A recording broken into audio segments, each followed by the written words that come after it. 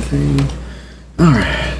So, I guess real quick, everyone just want to go around the room and introduce yourselves? Sure. Oh, and what do you do? Like, what do you do with music? What do you do with audio? Tracking and mixing. Okay, cool. My name is Joseph. Not that long ago, I got into producing again, and I'm trying to get more into engineering as well. Okay, cool. I'm Frank. I do the producing, and then I'm trying to get into the mixing and engineering side of it too. Cool. Top to the back in the. Ooh, man, you're showing up wearing. It's like a Texans jersey. Yeah, Rangers. Yeah. Like, what are you doing? Anyways, yeah, continue. Yeah, why are you here? I'm Tony T. I produce beats and stuff. I'm really just into like learning more about audio engineering. Cool. Perfect. Roll and also you produce beats and mix, track. Okay. Beautiful.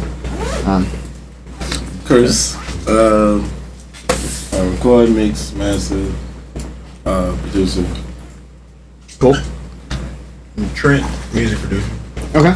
Alright, touring, I rap. I made a mixtape here a couple of years back. And I wanted to learn the mixing side a little bit more. Okay. Trying to get back into it. Beautiful.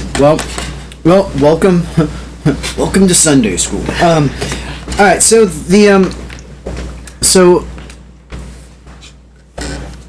just to kind of recap, a lot of new faces here. The reason why we are doing Sunday school is because we want to educate and empower the community around us to do better work. We want also you guys that are sitting in the room, some artists, producers. We want people to collaborate more. Okay, a bunch of people that you've probably never met before, and you may never meet again. But you know what? You're here. After we're done, anybody online as well is welcome to head over to Ladybird's, have a beer, hang out, chat, ask questions, network. Okay. Having other people to bounce ideas off of, listen to your stuff, give you feedback is really important to growth. Anybody in any field, especially as a creative field, if you want to just like tunnel vision and not ever deal with anybody else, it's going to be A, really lonely, and B, you're probably not going to get better at the rate that you could. Okay.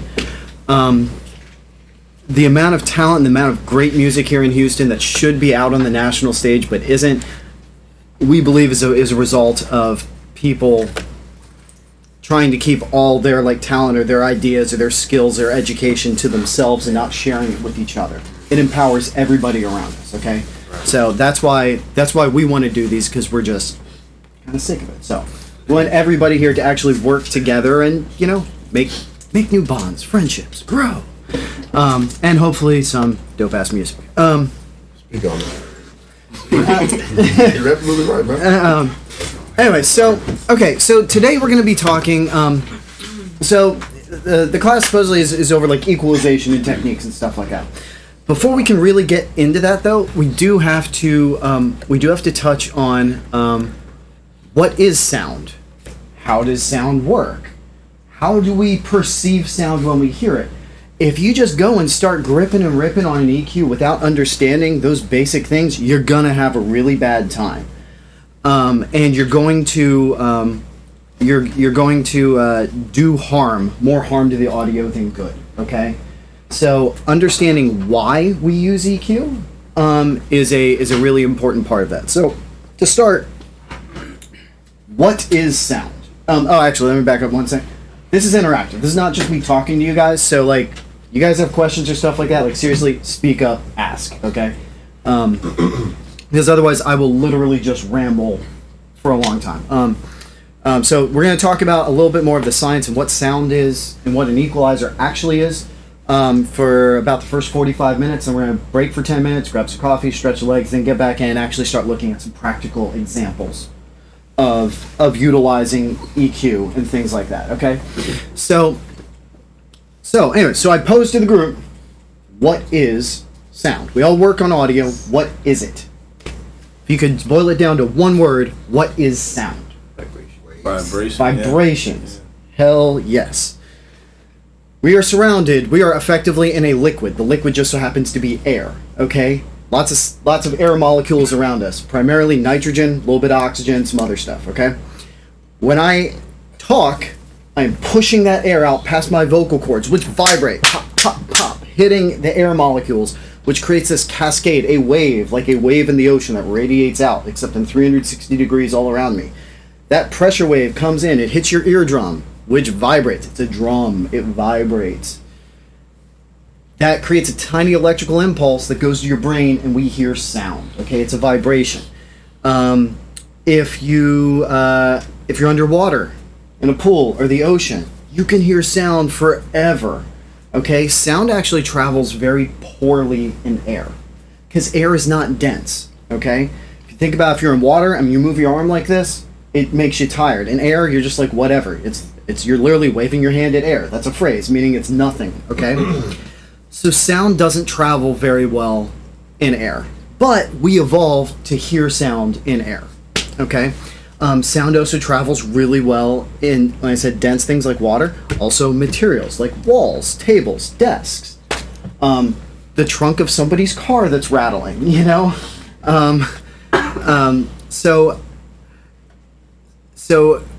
we need to understand that just because a sound leaves a speaker, a lot of things can happen to that sound between leaving the speaker and hitting our ear. Okay, first off. And then secondly, what is actually happening with that pressure wave when it comes at us is not necessarily what our brain interprets it as. Okay? Case in point. Let's take a look real quick at a nice big like trudgy 808. And for today, let's pull up. We're going to use a lot of metering to kind of look at sound. I think for today we're going to use one of our, when we need like surgical EQ, we like using the FabFilter Pro Q2. Amazing. FabFilter, great developer. Love this. You're not going to get color out of it, but this is a fantastic plugin for getting real nitty gritty on stuff, and you will see why. Okay, so we've got the deep sub. Let's see, when is this going to play? Okay.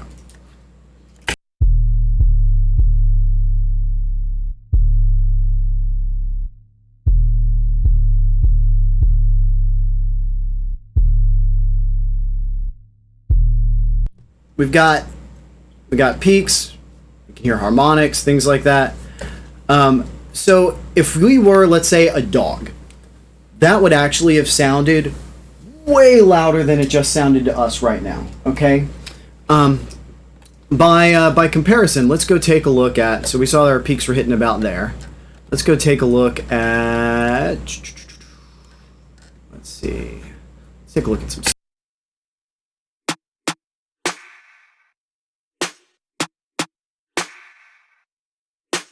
These peaks are a little bit lower. Okay. Remember the sub was like up here and these peaks are here, but they sound about the same level to us. But if we actually look by the meters, okay, once again, let's look at these numbers.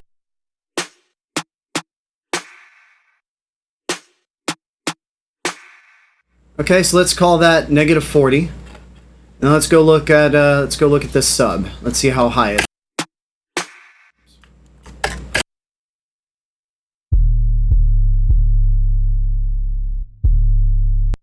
I'm going to call it -28. That's 12 decibels louder. Okay, 12 decibels is a lot, okay? That's about 3 times as powerful. But if we listen to it, the snares actually still almost sound a little bit louder than that sub. But if we look at the meters, that sub was way louder. But they sound about even to our ears. Can anybody explain why? Because if we go pure by the meters, that sub should have been like way louder. But we always notice that the bass is always like tilted up way loud, and that's when it sounds even. So, anybody have any idea why? Frequency? Well, yes, it relates to frequency. This specifically relates to our brains and how we evolved. Out in the wild, apart from like thunder or something like that, we didn't need to be able to hear really low sounds. We needed to be able to hear treble. We needed to be able to hear when a stick broke behind us in the forest, because we're like, oh, there's some predator sneaking up that's getting ready to jump me from behind. Okay? So So we evolved to hear these top frequencies a lot better. Like our ears just hear them, our brain perceives them, and it's just like, ooh, that's loud. But bass, we hear it really, really poorly because we never needed to. It wasn't important to our survival. So because of that, and we all like hearing bass, is we have to way overcompensate to overcome how we evolved to hear. Okay? So if let's actually put this by the meters and actually kind of demonstrate this here. I'm going to play just that sub and these snares together. Let's take a look. Stop this so people on the stream can hear me talk. So as I'm playing this, I want you to see how loud that sub is and then the snares. But to our ears, they sound balanced. They sound about the right ratio. I'm going to turn the sub down to where it matches the levels. And I want you guys to hear how soft and how weak it sounds.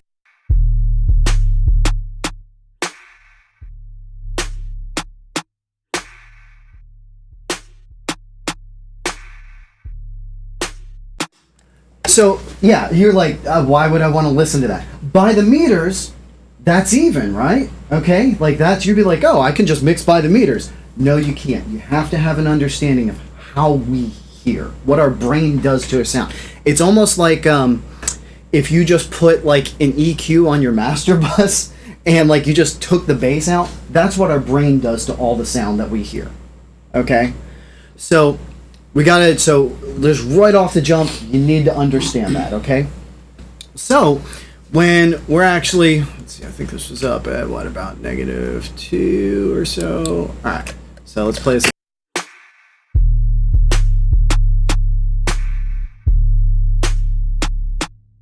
Okay, so that's actually what we're talking about, to make sound balanced to our ears. If you're a dog, a cat, and you listen to the music that we listen to, all that it sounds like to them is just like and like no treble at all, because they actually hear much flatter frequency response than us. Okay, we like have this shelf, like basically we hear about like this. Okay, just a giant shelf, and actually that doesn't quite do it justice. It's more like that. It's more like 30 plus dB down by the bottom. Okay, so where do we hear? What frequencies of sounds jump out to our ears the most? You can give me a number or just general range. Mids. Mids? Correct. 100, like 1800. I would actually go a little bit higher. There actually is another evolutionary trait that we can look to for this. Anybody ever been in the grocery store or out at a restaurant and that one kid, that one baby will not stop crying? Okay? Normally it's going to be somewhere between 4,000 and 6,000 hertz. Like, that's where that range is just going to be like, "Eeh." Like, it's just sharp, it's edgy. So that's going to be up in this range here.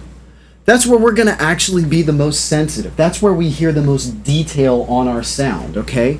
So when you're mixing stuff or you're working on sound, that's a really powerful range where just a little bit goes a really long way, okay? It's like making, a little bit of salt is great. A touch too much salt can ruin the dish, So that's a really important range. So if you find yourself boosting or cutting a whole bunch in that range, there are probably some other issues in your mix and the way that you're perceiving and listening to sound, but we'll get to that. We'll get to that here in the second half. So if I had to sum up everything so far, I hope that I've demonstrated to you is we don't hear good bass response. We hear fantastic treble, especially high mid response is what I would characterize. High mid / like low highs, depending on what scale you subscribe to, is where we're going to hear sound the most and we're the most sensitive to it. Okay. So, with that understanding, does anybody have any questions or stories, or anything that relates to them? Anything that they found or issues that they've run into in the past on this, or does this make sense to anybody? Like this? Okay. Speaking from experience, I can tell you that honestly, when I started in the music years ago, this was my biggest issue. We used to raise the volume up so high in the music that when you played it back, it sounded just bleeded out. You couldn't make the words out to the music itself. So this makes a lot of sense now, 10 years later. Yeah, well, We start with an understanding of how we hear. Okay, so one of the other reasons that we like using Fab Filter, and actually a lot of plugins are starting to give you this ability, is we have the ability to also tilt our audio. So here's the thing: is when we saw like those ratios right there between the sub and the snares, this was already tilting a little bit to kind of move us in the direction of making better decisions to how we hear. So the actual spectrum that we're looking at, we can actually change it a little. That right there is actually real. We were already cheating a little bit. So we can cheat a lot with this plugin.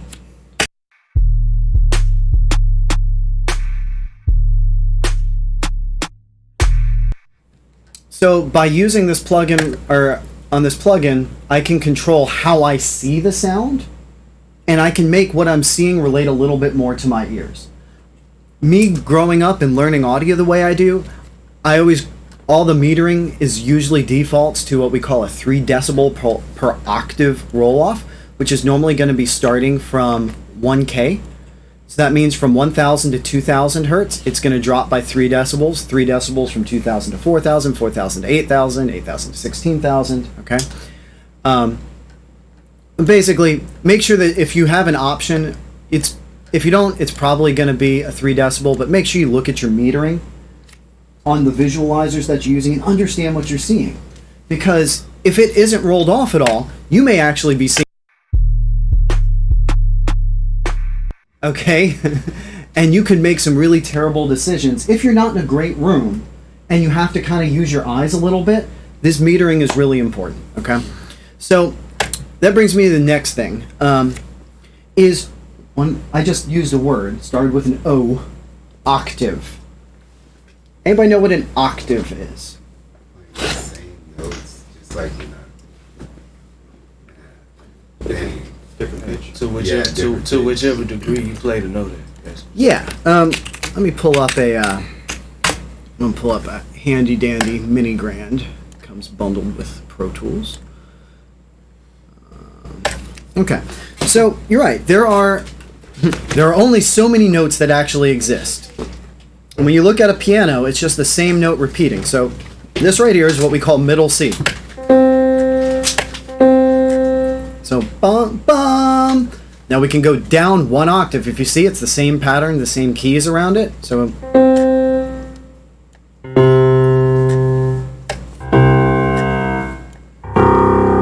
okay.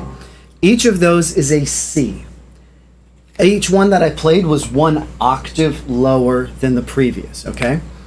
So when we start talking about using EQ, it's really important that we understand that these notes right here actually correspond to, pull back up our frequency analyzer. So check this out. So I'm gonna play this middle C again. Sorry, that was a C sharp. Okay. We can see where these spikes are happening right here. Okay. Get off that. There we go. Play.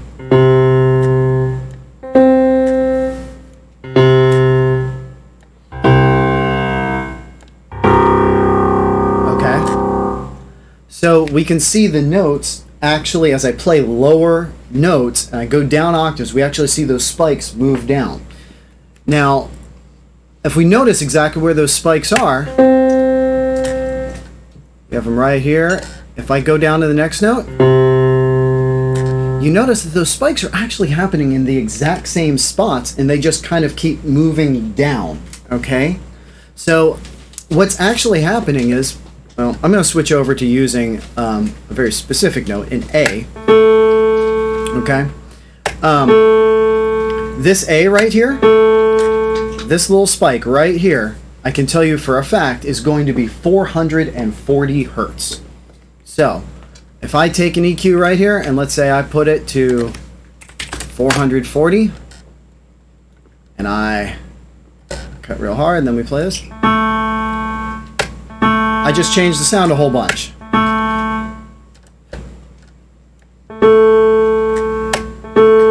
That spike right there, That's going to be the fundamental of the sound. That is the building block of the sound, what is most important to it. So if I go down and I play, let's say, one octave underneath, that fundamental isn't 440 hertz anymore. When I went down one octave, does anybody know where that fundamental jumped to? This is going to be a really simple math. Yep, half. So it's going to be 220 hertz. So check it out. I'm going to play this once without it. And then I'm going to play this again. It just kind of sounds anemic and weak, like we're missing the main part of it, like you just gutted and scooped out its heart. So when we talk about octaves, it does relate specifically to notes on a piano, but it actually means more than that. Actually, it's about the actual frequency response, the hertz. So when we look at different types of EQ types and filters, some of them use the word octave in them, and they'll say it changes the sound by 2 decibels per octave. Well, that means that it's slowly like rising or dropping that many decibels over every time that frequency number doubles. Okay, so let's take a quick look at that. So I'm going to use, most commonly you'll see this in what we call a shelf. Okay, so get rid of these guys real quick. So here's a shelf. Okay, anybody want to take a guess why this is called a shelf? Really? Something? Okay, yes, thank you. I'm dying here. Yeah, it looks like a shelf, okay? It raises the sound, and then all the way across the rest of your audio, it's gonna just keep that same boost all the way across. So this specifically is called a high shelf, okay? Because it works on the upper part of the music. I mean, yeah, we could do it to everything, but then what's the point? So we can raise or drop. And conversely, we can also do a low shelf, which is just going to be it flipped around. And we're doing now the same things to the bass frequencies, okay? So when we take a look at this shelf, we can adjust what we call the slope.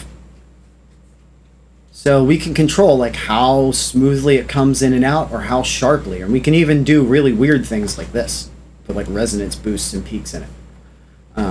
Which is typically a bit more useful for some like mastering applications and things like that. But in music and production, it still can be kind of cool. So when we're looking at these, let me just put this back to a standard shape, nice and smooth. Okay, so when we're looking at this, you notice that down here I have all of these options. And it's so many decibels / OCT. How many decibels per octave? So if I say I wanted to change 6 decibels per octave, you see that we end up with a pretty gradual, really smooth. Going to sound very natural sounding. 12, a little sharper. 18, let's jump ahead. 48, 96. Okay. As we get higher in these, this is where we start saying that EQs act more surgical. Like you're trying to go after one really specific thing or one really specific problem. In general, don't do this, okay? If you're having to do this a bunch, there are some big problems going on, okay? Our goal is to make music sound natural and not like it's just been ripped all apart. And you can do a lot of damage. In general, I recommend starting from a 12 decibel slope or so. Okay. Under what circumstances would you have to go that high? If there were incredible deficiencies in a particular sound, like I said, in things like that, you're gonna see more in mastering, where the mastering engineer is having to save the mix engineer's mix. Okay, that would be an instance where, let's say, I'm like, wow, I've got to get like some immediate bass response that I need to have the same phase response over the bottom end, like immediately. But even then, once I do this, I'm probably going to be having to come in and cut some like resonance holes or things like that. It's nasty, it's ugly. In general, we want our music to sound open. If you are doing production, like most of you here are doing, and you find yourself doing sharp EQ cuts, stop doing that and change the sound. Find a different sound, okay? You should be picking sounds that complement each other rather than carving them up with EQ. You're going to have a better time. You're going to have a better response, okay, to your music. But this just is always going to sound more natural, okay? These are always going to be the most natural sounding because we're just kind of gradually changing the audio altogether. So if, let's say, I hear a vocalist that doesn't sound doesn't sound like they're on the mic or doesn't sound brilliant enough, I don't want to grab a small EQ band and start doing this because that's actually unnatural. That's not how sound actually happens, okay? I want to actually try to start by just kind of raising kind of everything towards the top and kind of just play around until it sounds right, okay? Shelves are your friends. Shelves are the things that change the tone of something, and they do it very naturally, okay? So if there is just a general tonal thing, you're like, man, I just wish that was brighter, the shelf is your friend, okay? The shelf is your overall changer, tweaker, EQ point, okay? So if you have to notch, then your tracking wasn't right or something's off? Yeah, typically if you're notching on, let's say, especially on a vocal, I mean, there could be a couple reasons why. I would say most commonly is just the microphone. A lot of times, unfortunately, you're going to find on especially sub $1,000 microphones, you're going to find that you're going to get a lot of distortion and buildup in the upper mids in that super sensitive range. Anybody compressed a vocal and it just sounds like this the whole time? Yeah, so you have to kind of be careful with that. Some compression techniques can help that as well. But yeah, like notches are like there is a problem that you're fixing. Those things should not be occurring naturally in your music if it was recorded right. Room resonances, things like that can cause that to happen. Especially in digital audio, like that can be a form of like sample distortion manifesting as these really small spikes that would require a notch. So that's the shelf. Next up, I'm going to take a look at... Ooh, there's got sultry in here. Okay. All right. So the shelves are your general shapers. Next, I want to talk about what should be the number one EQ by far that you ever use the rest of your life. In this plugin, it's called a low cut, but don't pay attention to that. It's called a high pass. A high pass filter, okay? A filter means it affects it all, the whole signal goes through it, okay? So what does a high pass actually do? And this is where the names of these get a little confusing, but what does a high pass do? Cuss the The low lows. cut. And this is where kind of the phrasing and the way that you think about it, in my opinion, matters. Is yes, it cuts the lows. Kind of. It actually lets the higher stuff above it pass through. So yes, it attenuates, it takes away the low end, but it lets the highs pass through. I like thinking of it that way, first off, just because it's a more positive outlook. But also because it's very easy to focus on what you don't like when you're mixing and you're like, I need to throw out this low end. And yes, that's one way to look at it, but you're like, really, I want the top end to be able to speak for itself and shine more. That's a much more positive mentality when mixing. And that's that general idea and mindset should flow to everything that you're doing. You're trying to open things up and let them speak for themselves. We aren't trying to just clean up the crap. Okay? That's true, because if you cut too much, like on like a lot of different things, it's gonna be like build up anyway on the high. Yeah, absolutely. Yeah. So why is this the number one EQ move that we make? And I'm not saying that it's necessarily at 48 hertz. I mean, it could be here, it could be here. Generally, you're going to find it's going to be somewhere between like 60 to 120, 200 hertz, something like that, depending on the sound. But why do we think that's the number one move? Like that you're going to make way more, like 10 times more than any other EQ move the rest of your life. Anybody have any idea why? I Yeah. think they're very low for room noise, like AC noise. That is an excellent reason why. Well, first off, we don't hear bass that well, okay? And so a lot of times there's just this extra rumble or just other stuff in the recording that honestly isn't important. There's no appreciable frequency response down there. Let's take a look at. Let's go back and take a look at. We'll get into this more here in the second half, but let's just take a quick look at. Look at these snares.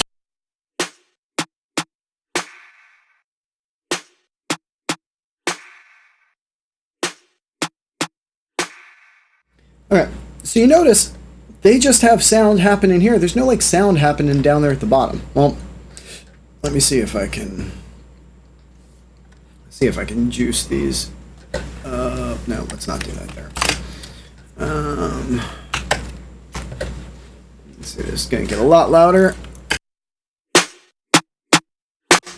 I think I've actually already EQ'd out the bottom of all of these. Yeah. Well, let's see if I can bypass some of these. Let's see if there's any noise on the.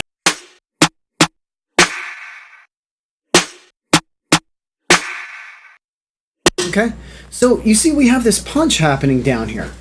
Well, did anybody really hear that? Did anybody feel it? We know we hear bass really poorly. It's not important to the sound. But when we start mixing all of these tracks together and they all have a little bit of that low end, you know what's going to happen? My sub isn't going to hit anymore. And you're just like, oh, why? Why does my sub not hit as hard? Even if it's 2 or 3 decibels that your sub doesn't hit as hard, a bit of a build-up can make a big difference. Yeah, so I'm going to come over here and...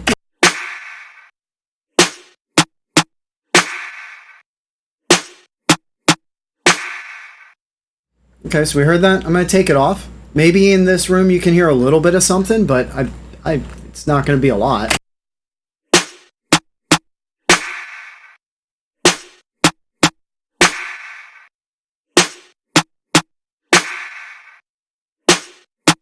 Personally, I heard the snares get tighter. They actually sound a little punchier and jumped out of the speakers just a little bit more to me.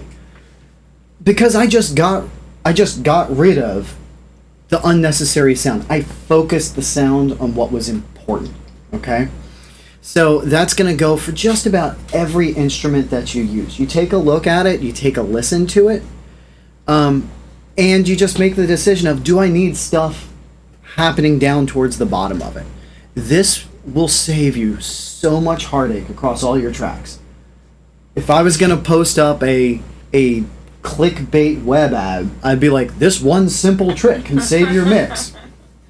This is it, the high pass filter, okay? And when doing this, once again, I know it looks really sexy to crank this up to like 96.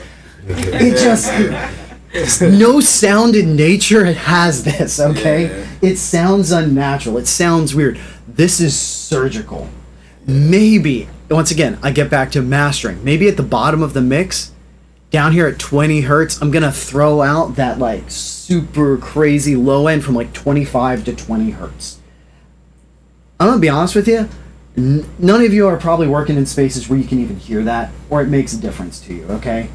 So, like, just stay away from these things in general. You better have a damn good reason to put this really above 24. I know you're just like, oh, but look at all that stuff. No, seriously, just take this and just pull it up until it sounds good, and you're like, oh, and then put it on and off. See if you're fooling yourself or not, okay? This sounds the most, just sounds the most authentic and real, okay? So, okay, so that's the high pass. So then after that, we've got our, a lot of people call these different things. In Fab Filter, I forget where they're from. They're some of those crazy Europeans. They call this a bell. I grew up calling it a parametric. Once again, 6 in one hand, half a dozen the other. A bell, your parametric. This now is where these right here, these are actually trying to take care of issues in your audio, to allow what you need to come forward, okay? These should not be your first go-to EQ moves. They really shouldn't. Your high-pass filters and your shelves should be the number one things.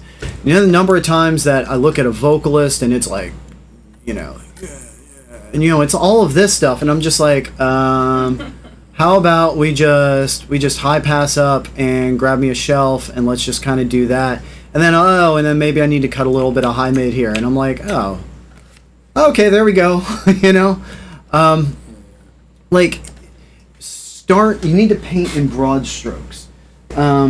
If you were going to sit down and I was like, hey, here's this canvas, paint me a landscape. I want you to start with the sky.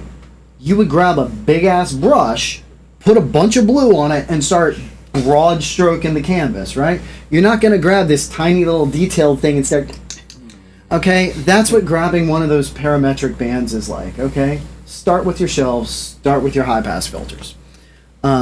Your sound is just going to come out sounding so much more realistic and authentic, and it's going to help you make better decisions down the line, okay? Yes, we can make these super crazy narrow, and this is what we would call a notch filter, when you're literally just going after one band. Once again, this means things are going awry, or there are issues that you either don't have the time or budget to solve, or, you know, I will find myself using things like this for like AC noise, smoke detector beeps. If you record yourself at home, put batteries in your smoke detectors, please. Number of smoke detector beeps that we have to take out of people's home studio recordings is a lot. But that's what things like that are used for. Those aren't made to make the vocal sound bigger, brighter. Like, this is literally to take something away. So those are notch filters. We can, obviously the corresponding, the sister to the low pass, or sorry, to the high pass would be the low pass. Which kind of does that. You know, once again, we can throw out the top end. That actually can be useful a lot of the times. Nowadays, in the age of streaming music, one of the first things that's gonna sound like crap is gonna be the very, very top end. You know, if you're working on a track and you're relying on anything over 10,000 hertz for clarity in your instrument, you're gonna have a bad time, because nobody else on a typical playback system is gonna hear that. No one's gonna hear that on their phone. So it doesn't mean that it isn't there and it doesn't sound nice, but you know, some sounds may not actually need to have that super high frequency response. But in general, if I had to, especially if you're working on like pre-produced sounds and synths, leave it alone. You only really need it if you know you need it, you know, so it's definitely not one of my go-tos, but sometimes, definitely in mastering, to kind of shape the top of a mix, this is really useful, but not nearly as useful as the granddaddy, the high pass. Some other things that are kind of nice and more modern designed equalizers. You know, I talk about how cool shelves are. Well, what happens if you had two shelves together that worked opposite? This is what we call a tilt shelf EQ. And these are pretty popular. Softtube makes some, and some other companies makes things specifically designed for it. One of the reasons that we love the Q2 is because it gives you all these options. This is really nice if you just, let's say, have a sound and you're like, it's just not working and I just need to just very transparently and cleanly just kind of shift it. You know, it's like a seesaw, okay? This is a great way to do that. Don't start carving up and cutting with all these different EQs. Use one of these. If you're like, man, that sounds just really dark or that sounds too bright, find where your fulcrum point or your seesaw tipping point is in the sound and kind of just do this. And normally, just a couple decibels goes a really long way, okay? And it sounds so natural and transparent. And you just be like, oh, that's what the sound originally sounded like. So you're not going to have that built in to most EQ plugins, but that's okay. because what I'm effectively doing there is just a faster way of me, let's see, let's go grab, good old EQ37. Where'd you go? There you go. I can effectively do this. Oh, I guess these don't actually. These don't quite make it to each other. Connect. If I relax these. EQ37, you've let me down. But even here, like this shelf into that, that's actually going to result in a really nice presence boost, okay? Why, can anybody tell me why boosting, let's say the low end and taking away high, let's say just 1 decibel on each side, we actually hear an extreme change in that, okay? Does anybody know why? This goes back to how we perceive sound.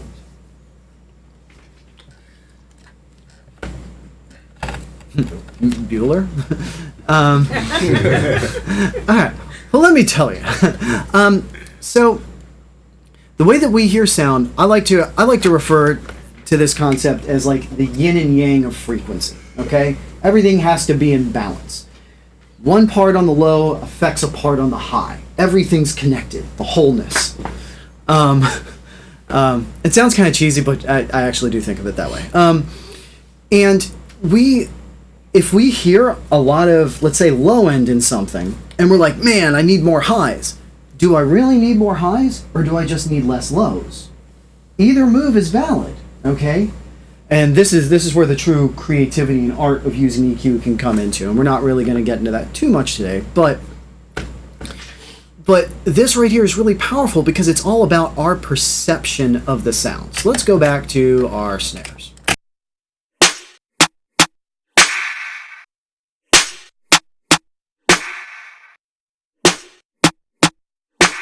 Okay.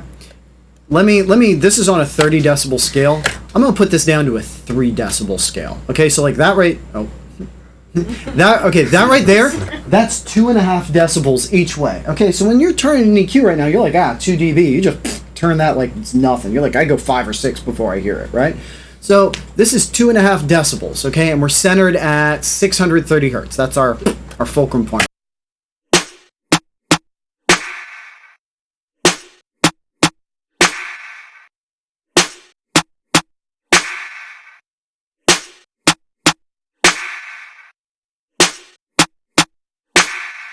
Okay, so that's 1 decibel tilted this way. I'm going to play it, and I'm going to jump it to -1, so it's going to go a decibel the other way, and listen to how different the sound is.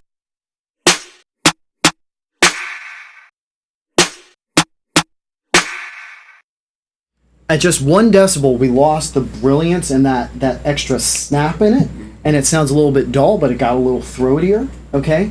That was 1 decibel, okay? That is how powerful our perception of lows versus highs and how just a little bit goes such a long way. So if I'm like, man, I need these to hit a lot harder. Yeah, I would probably start by doing something like this. We're up to 2 decibels now.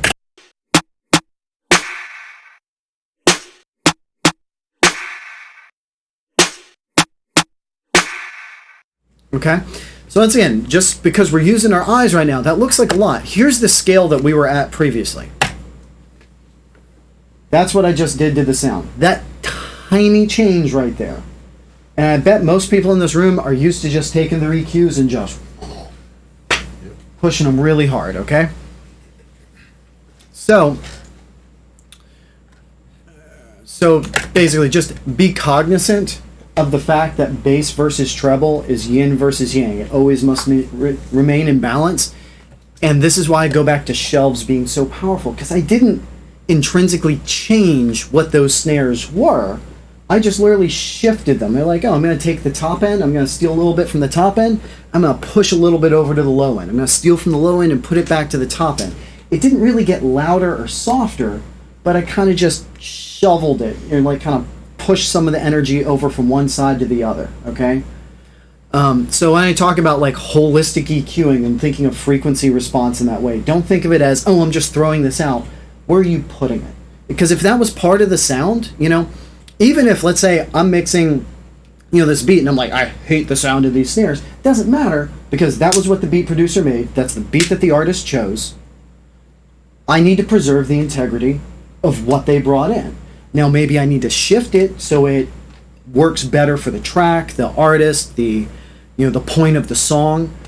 But I need to preserve the integrity, and so that's why I move normally to shelves. Especially in electronic music production, you really need to be doing this and not carving them up. The samples and sounds that you're using, they're already pre-mixed, they're already pre-compressed, EQ'd. Like, you shouldn't be having to do a lot to them. You should be like really just very light touch, and that's what most of this is. So to recap, we hear bass really poorly. We hear 4,000 to 6,000 hertz. You know, I'm just gonna say 4,000 to 8,000 hertz. Make it really easy. You know why? 4,000 to 8,000 hertz. You know what that is? It's an octave. 4,000 to 8,000 hertz is like the ear piercing. You got to be really careful with that. We got high pass filters, which is what lets all the top end pass, aka throws out the low end. That's the number one EQ move you should make on just about anything ever. Shelves are your friend. Use them early and often. In parametric bands, these are your problem solvers. Only reach for them when you have a problem identified. If you cannot identify the problem, do not start grabbing them. You will cause more harm than good. If you can identify what the problem is, use it. Okay? The other thing you see me do actually pretty religiously is to put the EQ point in, listen to it, and I turn it off. Turn it on. Turn it off while you're listening to the music, okay? Close your eyes. Turn it on and off a whole bunch so you don't know if it's on or off. And then turn it on and off, and with your eyes closed, do you like it or not? Can you tell? Be honest with yourself. How many people in this room have had an EQ up and have been moving something around like, oh yeah, that sounds great. And then all of a sudden you look at it and you're like, oh, that was on another track that was muted. And I didn't even hear it. So, to sum up, our brain is very powerful and excellent at lying to us. So, keep yourself honest with your EQ moves, okay? So, that's kind of the basic, like, hopefully that kind of recalibrates people's thoughts on what an EQ is and how to kind of approach EQing. So, I want to take like a 10-minute break, people stretch their legs, grab some more coffee, and then we're going to sit down and actually start taking a look at some stuff and some EQ moves and common things that we find in music and vocals and things like that. Cool? Awesome.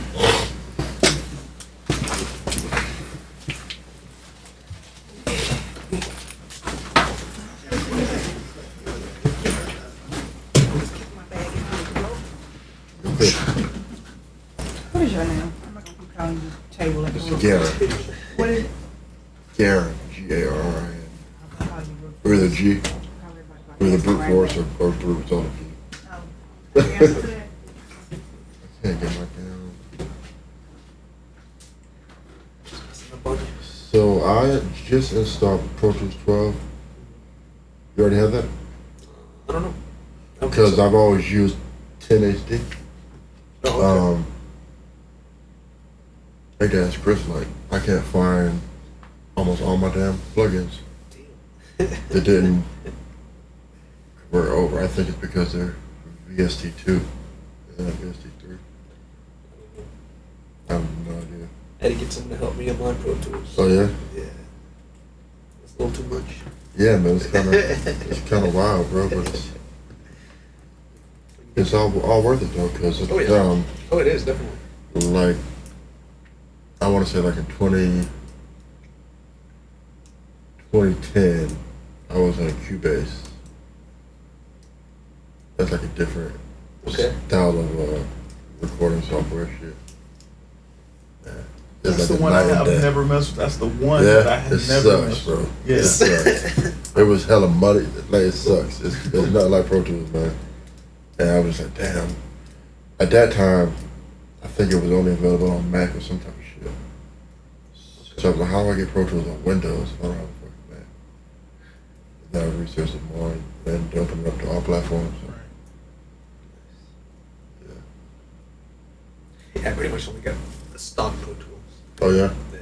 But apparently you can pay like for like every month you can get Really? updates Yeah, and yeah, all yeah. the good stuff. So here's the thing. I have it's called a Hackintosh. It's like a half Mac, half Windows. So I haven't used the Mac side because that shit still scares me, bro. I'm only on the Windows side of the Hackintosh. It's only on. I'm afraid to load up the Mac 'cause I don't know Mac like that. So it's like I know it's better. I have It's different. Logic Pro, all that kind of stuff. I haven't even opened up. What do you do? Huh? You produce, right? Produce, rap, sing, all that shit. Yeah. Shit, tell you what, if you struggle with the Mac, I can teach you. Help me out with the production. Hmm? Help me out with the production and help you with the Mac. It's easy to learn, dude. Oh really?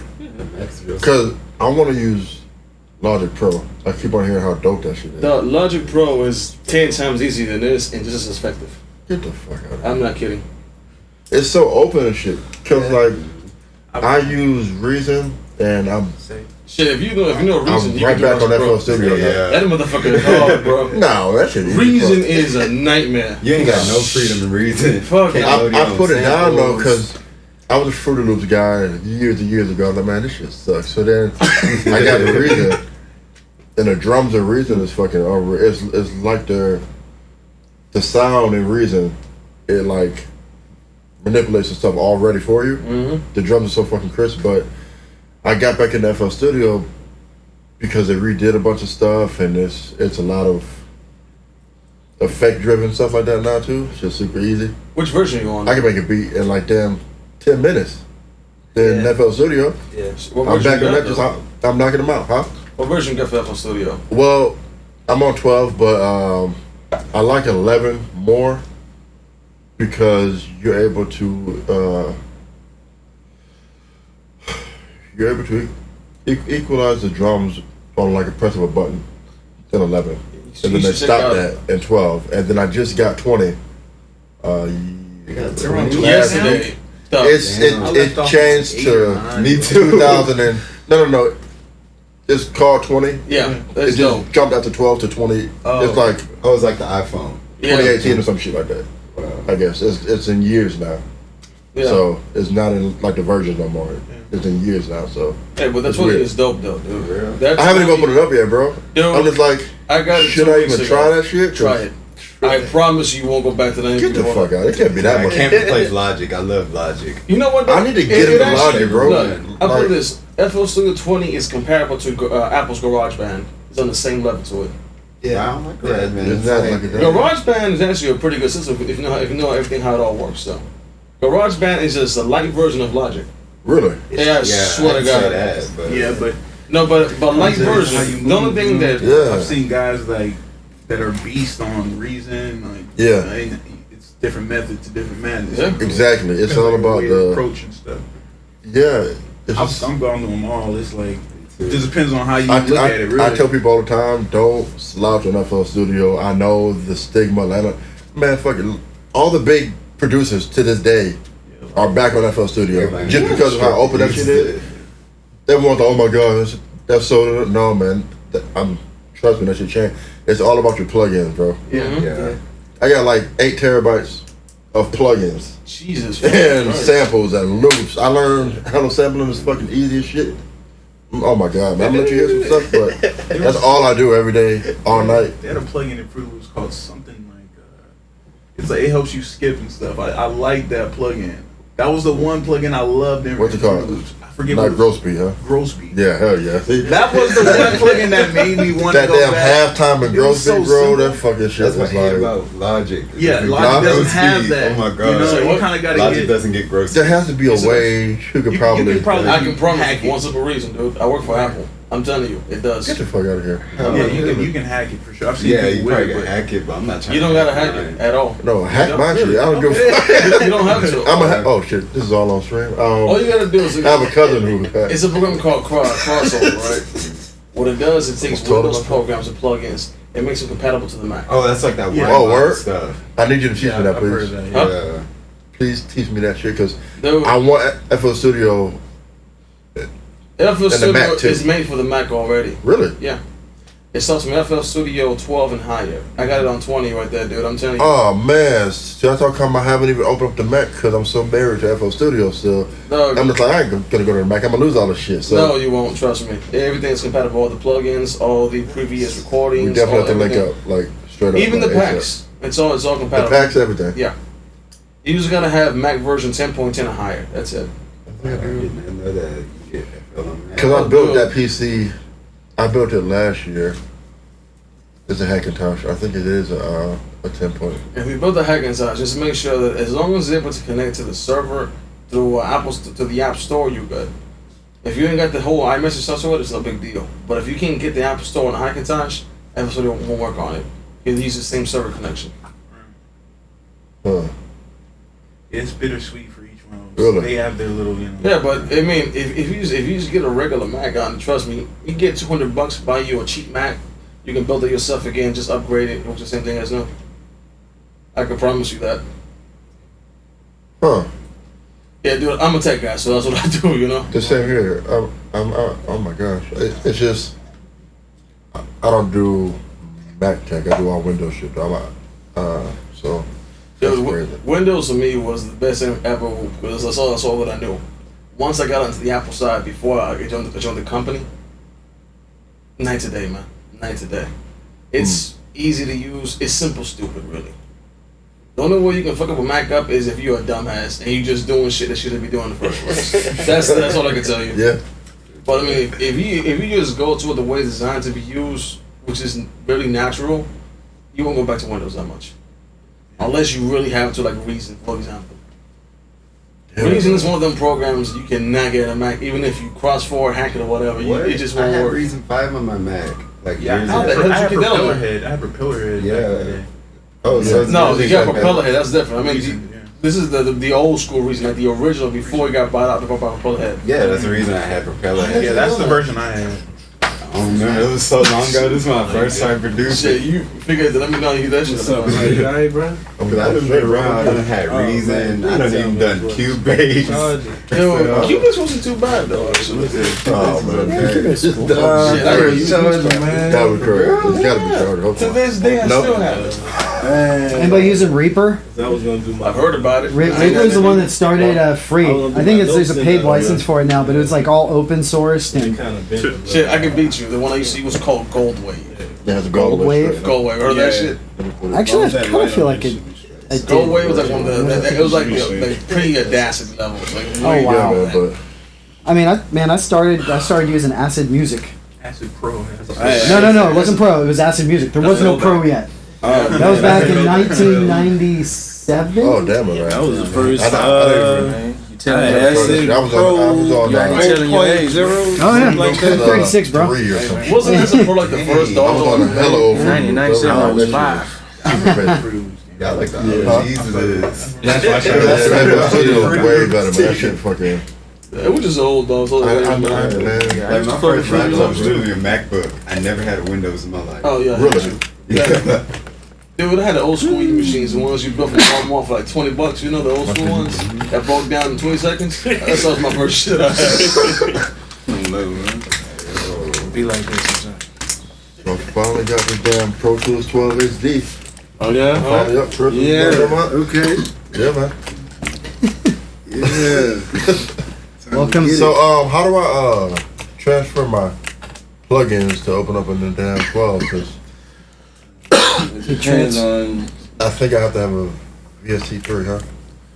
No, everything's AAX. Yeah. Most of the plugins that you use should be available in AAX at this point because it's been out for so long. Right. I think Yeah, but That started on the AAX left, is basically Avid's version of VST3, but it's just for Pro Tools. But it allows you to do offline rendering and freezing of tracks and all that fun stuff. So, I love 12. okay, alright. I think I'll check that box every time I install it.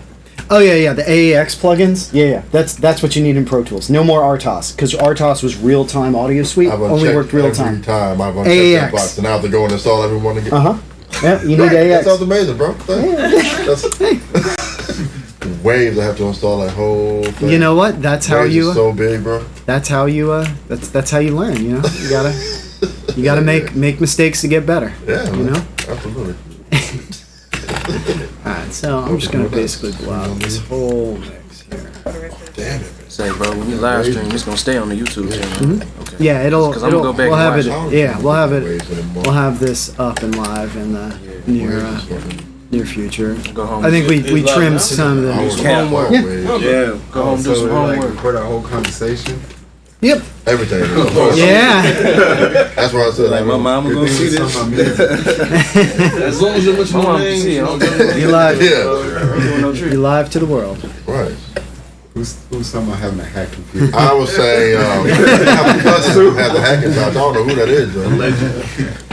Nah, Everything is bought, bro. Hey, look, I give you Man, some Bought. Hackintosh, Everything we ran all our PCs. We ran OS X on them bought. for I a couple don't years. understand that word, so. No, look. Hey. I'll tell you There's this. nothing- there's It's legal nothing- to have one, not to sell one. That's when you get in trouble, though. Yeah, no, absolutely. You can have one. I'm breaking the you. EULA. Yeah, they can. So about the Equalizers, let's go ahead and just talk about this at Lady Birds. So it's not so I know. You know? All right. So, all right. Well, welcome back, everybody. Hey. All right. So when we talk about like practical EQ techniques, especially when it comes to mixing, the biggest, like the most important spots are going to be your low end, your kick sub relationship, or bass. I'll say kick sub bass. When I say a sub, I'm talking about a bass that is designed for a subwoofer to hit in, which means that it's focused 60 hertz and underneath. Okay. Possibly 80. I normally like saying 60 hertz and lower, okay? Kick drums typically are going to sit a little bit higher than that if you have a sub bass. If let's say you're doing something with a rock or a more like classic bass or a bass guitar, if it's something in rock, it may be sitting above the kick drum, okay? So as I talk about these frequencies and where things lie, it kind of depends on the song. Hell, it depends on the key of the song, okay? Because as we already demonstrated, when I was playing on that piano, we saw the notes move. So depending on the key of the song, you can actually figure out what frequencies are most important to that song and make sure you don't squash them or leave room for them, okay? So, kind of just blowing out this mix here real quick, so we can really kind of start taking a look at this. So, I'm going to use, as we start looking at EQ, I'm going to pretty much just entirely be using Neutron 2. Which I recommend wholeheartedly for a lot of different reasons. And I think after we talk about it here for a few minutes, most of y'all are going to want to hop on this. Okay. Oh, because that one's there. Okay, got it. Let's get rid of that delay. Okay. So, first off, just little things to be aware of. If you're going to put in a stereo version of the plugin, go to the menu and put it in so you can get stereo. Like there's all these beat tracks are in stereo. If I go here to my menu and put it in, as we talked about last time, setting up in our preferences, our quick plugins, if I put in a Neutron 2 from here, it puts it in as a left-right multi-mono, which isn't the same as a stereo plugin. You can look that up and read about it, but if you're putting it in on a stereo track, actually go to your menu. Neutron has a ton of different modules in it, so I can go to just about any menu and find it. My habit is just finding it from the harmonic menu. So I'm going to put in a whole bunch of Neutron 2s. Okay, so once again, a whole bunch of really cool stuff that we can do in Neutron, but we're really going to be focused just on this window here, okay? For right now, I'm going to mute out all our vocals. We're going to grab, just for organization's sake, because you notice everything is blue, like we just started this session. I'm going to come over here. I'm going to, let's make these purple. The original name of this beat was Purple Hearts, so we'll make it purple. Okay, so, let's just take a quick...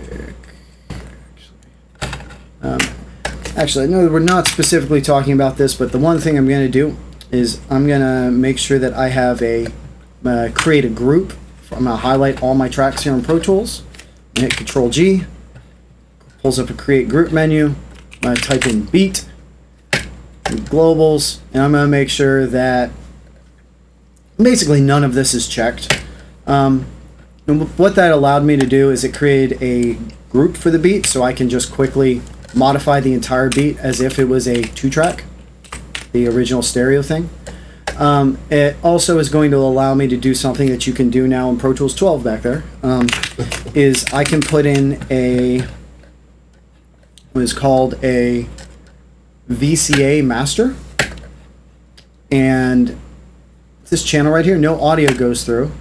I hook it to my beat group, and what that I already have one for it. What that allows me to do then is, actually it's easier to see from this window,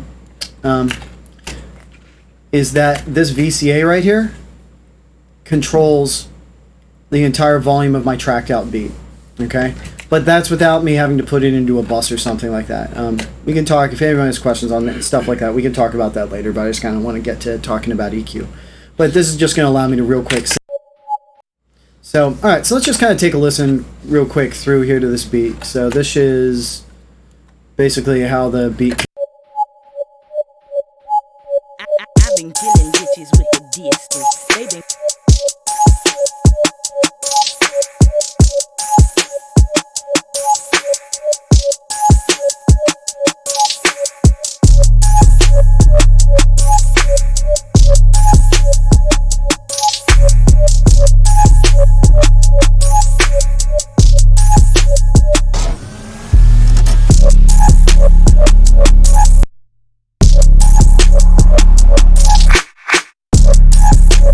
Okay, cool. So, all right. So that's the beat. And you're like, okay, that actually, on the whole, actually sounds pretty good. Well put together.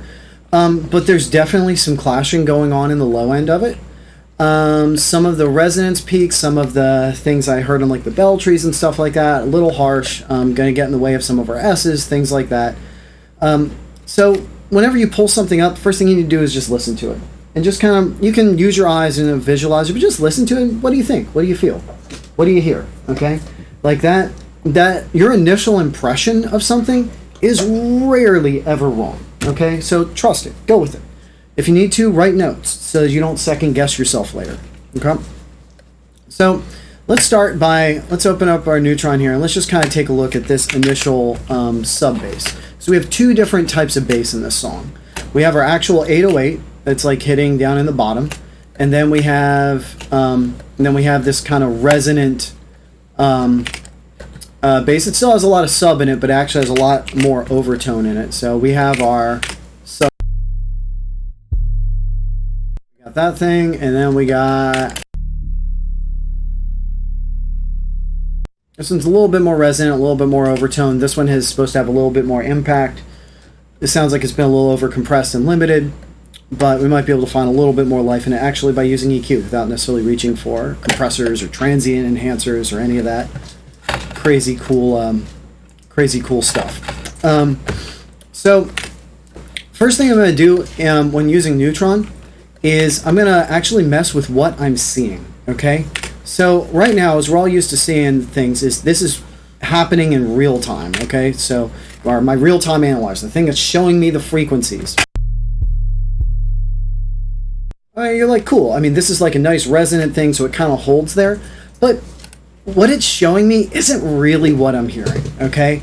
If I make an EQ move, that EQ move is permanent. It's static. It doesn't move. It doesn't change, okay? So even if an EQ move is great, let's say for the moment that it's supposed to punch, and you saw it's like boom, and then you see the boom, boom, boom happening there in the spectrum.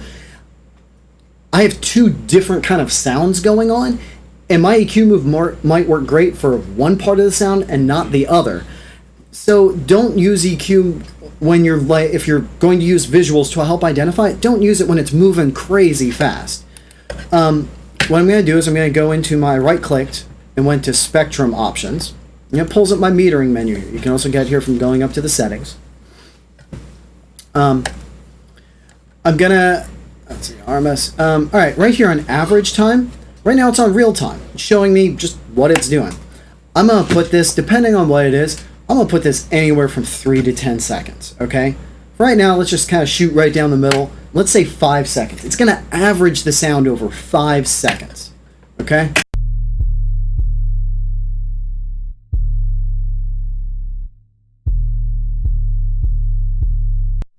that right there, what we're seeing, that's actually what I feel like I'm hearing.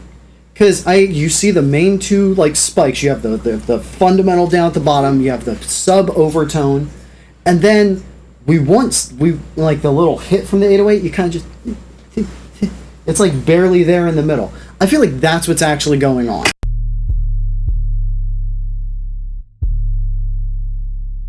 Okay, as opposed to where we started from, which was this. Okay, so that's just not super useful for me to make actual EQ decisions based off of, okay? So I'm going to take these and I'm actually just going to basically set all of these to be 5 seconds for right now. Maybe on the snares, maybe we pick them up to be a little bit faster because they're really short and snappy. But in general, you don't need an EQ or a response that's that fast because that's not how EQ works, you know. So I've got that set up. There's one other thing that's going to come with Neutron 2, especially the I believe the advanced version, also with Ozone 8, and you can buy these in bundles. So really important plugin that I want to introduce to you. That's really changed our workflow here and really sped up our workflow. And that is this plugin called Tonal Balance Control. Okay, so here's what this guy is. It is going to show me basically the spectrum of sound, but it doesn't care how loud it is. It's always going to average itself. And so my goal as I work on stuff is to try to keep this frequency range balanced, to keep my white line that you'll see kind of in between this the whole time. You can set up your own curves, but in general, their bass heavy curve that it comes with is great for most hip hop. Anything with good sub response, yes. If you're doing stuff that's a little bit more electro, use their modern curve. Some rock, you may need to have less, but if you go all the way to orchestral, you can really start getting an idea of where your main frequency response lies, okay? So we're going to stay on bass heavy. Now, if I'm just listening to the sub, this isn't really going to tell me much. This is going to be more when I get everything in. So I'm going to actually just kind of back up real quick, and I'm going to just going to play the beat.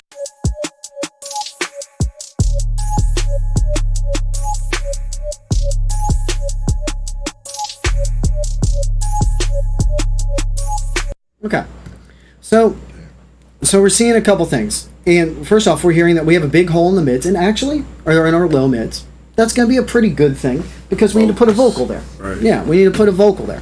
So that's so like for you guys that are doing production, you may want to actually make your own curve. You can go into this, and if you have an audio file or a beat that you really like, you can grab a snapshot of it and you'll see it there. You can even grab you can even put a folder and it'll look at an entire folder and average the entire folder. So it's actually really cool. So if you're about doing what you're doing and want to be able to deliver consistency, highly recommend this. Once again, part of Isotope, Ozone 8 Advanced and Neutron 2 Advanced. So not super crazy useful if I just work on a sub, as you'll see.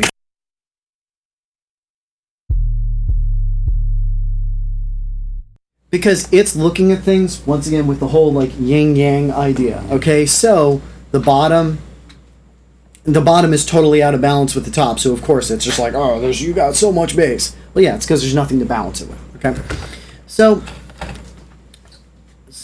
Okay, so we've spent a lot talking about this sub, but the sub doesn't just live by itself.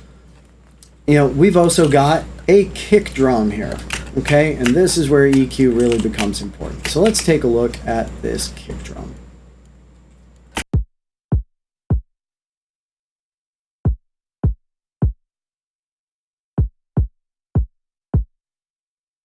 So that's what that looks like on a 5-second average. Let's speed that up to a 1-second average and take a look.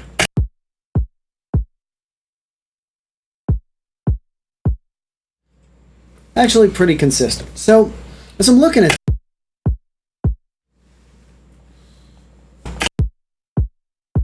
I can see that my fundamental, my main thump, my big point is going to be right about, no. I'm just putting that there to mark it, not because maybe I want to push up on it, maybe I don't. But the first thing I can tell you for sure that I want to do is I want to throw out the stuff underneath that. Right. Okay? Can you start looping, please? Thank you, Pro Tools. So, actually.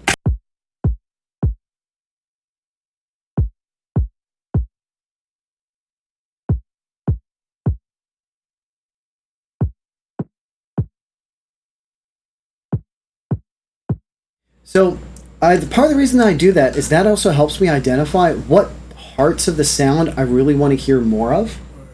Okay? So, I had to keep going until I really got rid of the which made me realize that is basically occupying from about 50 or 60 hertz all the way up to 120. So that's an entire octave of sound. So that kick drum is demanding a lot of space. Right. It's being a very needy kick drum. So if I want that to fire really well with my sub, let's go take a look at my sub, because they're in a relationship together.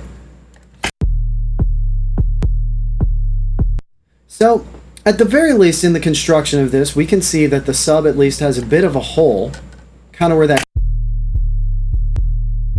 So it kind of needs. So that's not terrible. So it's kind of cool. So I have both of these up, and I can kind of look at them and kind of figure out, and then I can listen to them, and I can be like, okay, which one goes where? And that's what we always used to do in the past. And this is one of the other reasons that we like using Neutron. Is from the EQ page right here, I can click on this handy dandy thing called masking. Anybody know what masking is? Hiding. In frequency. Hiding. Things that hide each other, that cloud up each other, okay? Masking means that you have two frequencies that are in conflict with each other. And just like waves in an ocean, if they hit each other, sometimes they build and become a much bigger wave. Sometimes they hit each other and cancel out and become nothing. Just sit on the beach and watch that happen, and you'll see exactly what I mean, okay? Well, the same thing happens with sound. It's exactly the same, okay? So I click masking to turn this on, and we see we get this cool drop-down box. Right now, I'm on the kick channel, okay? That's what I have up. So I'm going to go find, what was that? Deep Sub 01. Here's my kick drum. Here's my sub. So now, as I look at this, you can see that it gives me these cool bars up here. It's like, hey, this is where your stuff's clashing. This is where your frequencies are masking. So I also have access now to the EQ on the sub and the kick drum at the exact same time. That shit's crazy. This is an amazing time saver, okay? And once again, when I'm sitting in this room here and I'm sitting right here, I can hear this. But in terms of quickly identifying things, or if I am at home and pull up stuff on my laptop, this is a lifesaver. This is how I'm able to, even if it isn't perfect, make some really smart and intelligent decisions about what's happening in my low end, even if I don't have a sub and my room is not accurate at all underneath 100 hertz, the bedroom that I'm sitting in. Here it's very accurate, but at home it isn't. So I have to kind of lean on my meters a little bit more to help me out. This is a great way of doing that. So let's actually take a look. So if I want my kick drum to punch more, let me take away the sub, okay, in that range. And this brings me to one of my first huge tenets on using EQ. Subtract. Always subtract first. Do not boost, subtract. This is why we talk about the balancing. If you're like, oh, well, this sounds kind of dark and muddy. Oh, I need to boost the highs. No. Figure out what's muddy, use a shelf, take away the lows, okay? Additive EQ is destructive. Right. I'm not going to go into the science and the physics of it. There are only a couple types of EQ that you can use, and they're basically mastering style EQ. Takes a ton of CPU cycles, okay? So we're not going to use it on every track. But additive EQ destroys your audio. It makes it phasey, washy, not as punchy. Okay, so if you use additive EQ, use it very sparingly and very specifically. Take away, subtractively EQ, and your entire mix will sound bigger and more badass by the end. If you're scared of subtractively EQing, because it makes stuff sound softer, turn your speakers up as you do it, okay? Seriously, that is one of the biggest mistakes people make, is louder is better. If we hear something that's louder, we assume it's better. You better match that gain on your speakers or your headphones. Otherwise, you are lying to yourself. We are hardwired. The way we hear sound, louder is better, is how we perceive it, and it rarely ever is. Okay? So, I'm going to subtract.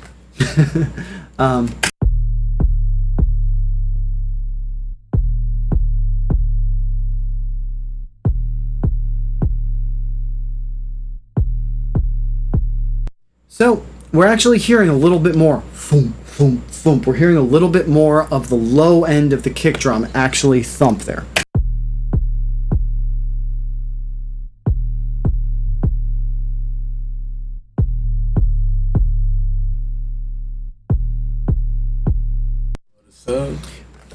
What I'm doing is my goal here is I'm trying to place them each in their own spot.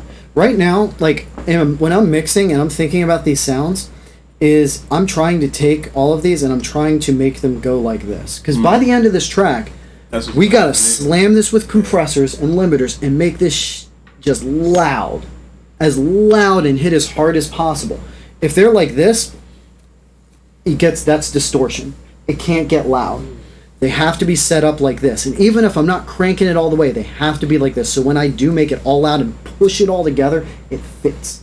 Think of it as like you have puzzle pieces, and some of these pieces need to kind of be shaved and kind of realigned so they fit together properly. So you aren't just smashing them together. Okay? So once again, let's listen to these two little EQ moves that I've made here. The other thing that's really nice about it, see this right here? When I hit bypass EQs, it bypasses the EQ on both of these. So I have put a high pass on the kick drum, and I've put this cut here. Now granted, this is a pretty big ass cut on the sub channel. So let's listen to this, and I'm going to bypass in and out and listen to the difference this makes.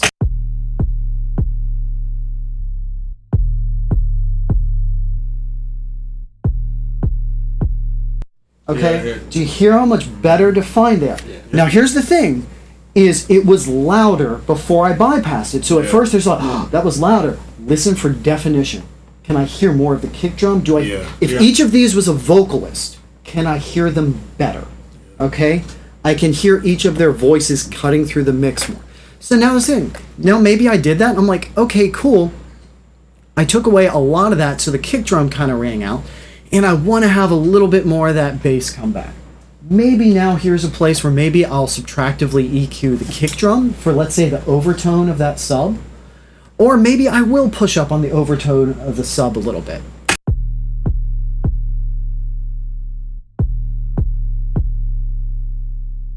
So we see right here is we have the overtone of that sub. Maybe I want to come back and just kind of get it back to kind of a 0 point right here. Just a real...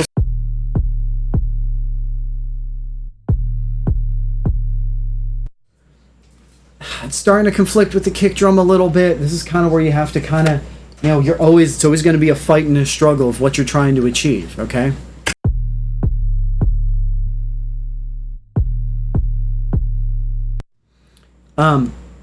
You know, maybe I want to come up and take away just a little bit of that overtone and range in the...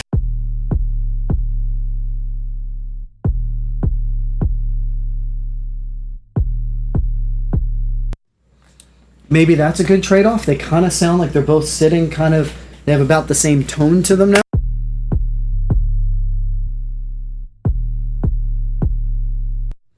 I feel like the kick drum still has punch and definition, but I feel like the sub still has a lot of presence.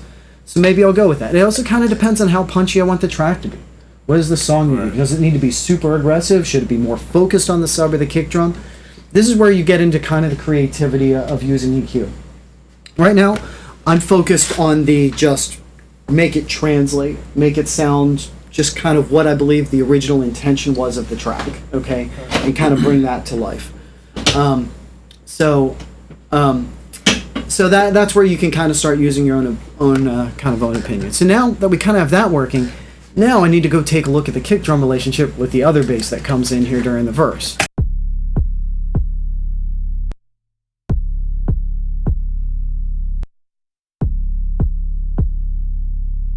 So I'm on this bass, so I'm going to go to my masking. Let's use the Purple Hearts kick.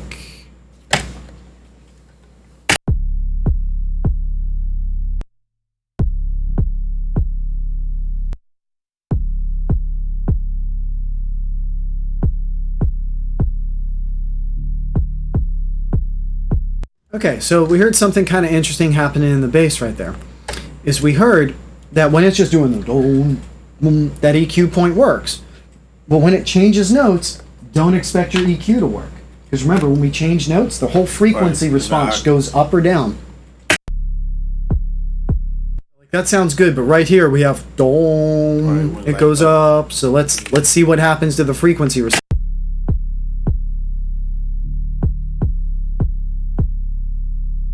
But once again, I kind of at that right there, I'm like, maybe I want to listen to that in context of the rest of the track, you know?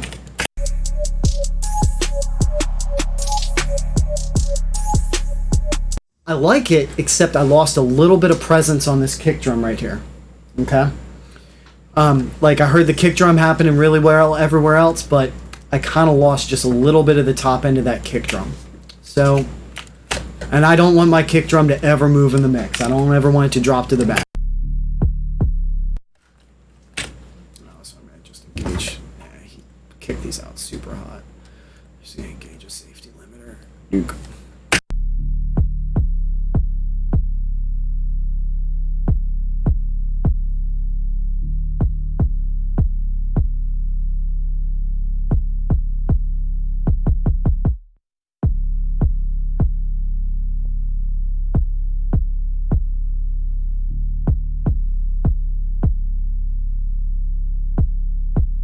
So, alright, so now we have a consistent kick drum. Then we can look at our snares.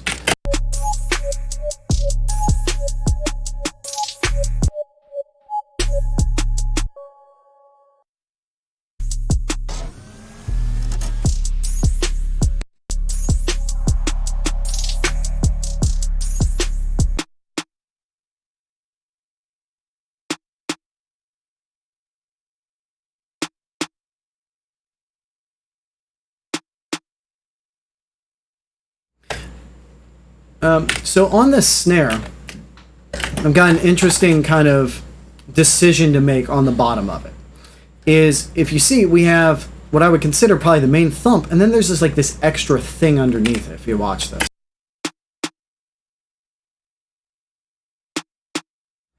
we can see that that's the top peak there. But what about that bottom thing? Is it important? Is it not important? I don't know. So I'm gonna grab my high pass filter and I'm gonna filter it out and see how I feel about it.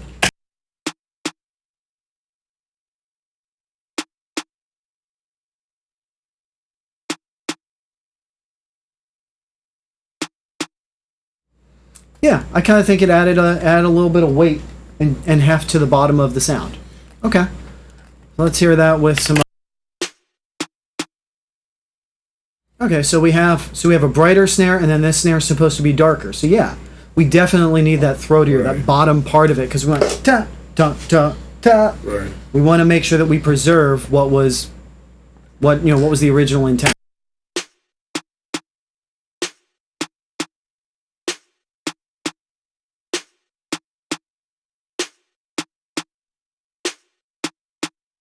So this is that higher snare. I was actually kind of starting to like it when I filtered just a little bit of that bottom out, because I want to make that difference, that change even more, just a little bit more striking. Once again, I want to focus what I believe the idea was.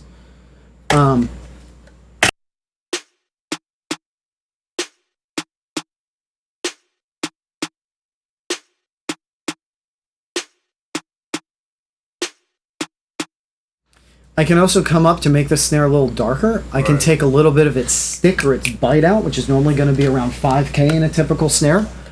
Now, realistically, I probably want to give it a little bit more of the less bite, but a little bit more smack on this. So this is kind of the yin yang. I'm going to take that, and I'm going to shift it down a little bit.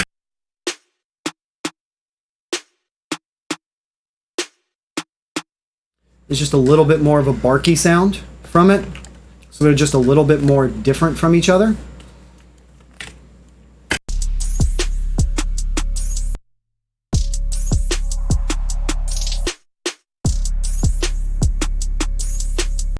But now they have each, once again, have their own voice. They're actually, they're even more different than they were before. That just makes things interesting to listen to, okay? So that's kind of what I'm going to run through, and kind of as I'm listening to a tracked out beat, which once again, as I pulled up this beat, this is a well-mixed beat. This is a good sounding beat. But just these little things help focus the idea. And that's what you want to be using EQ for, okay? This is when I go back to talking about EQing from like a positive mindset.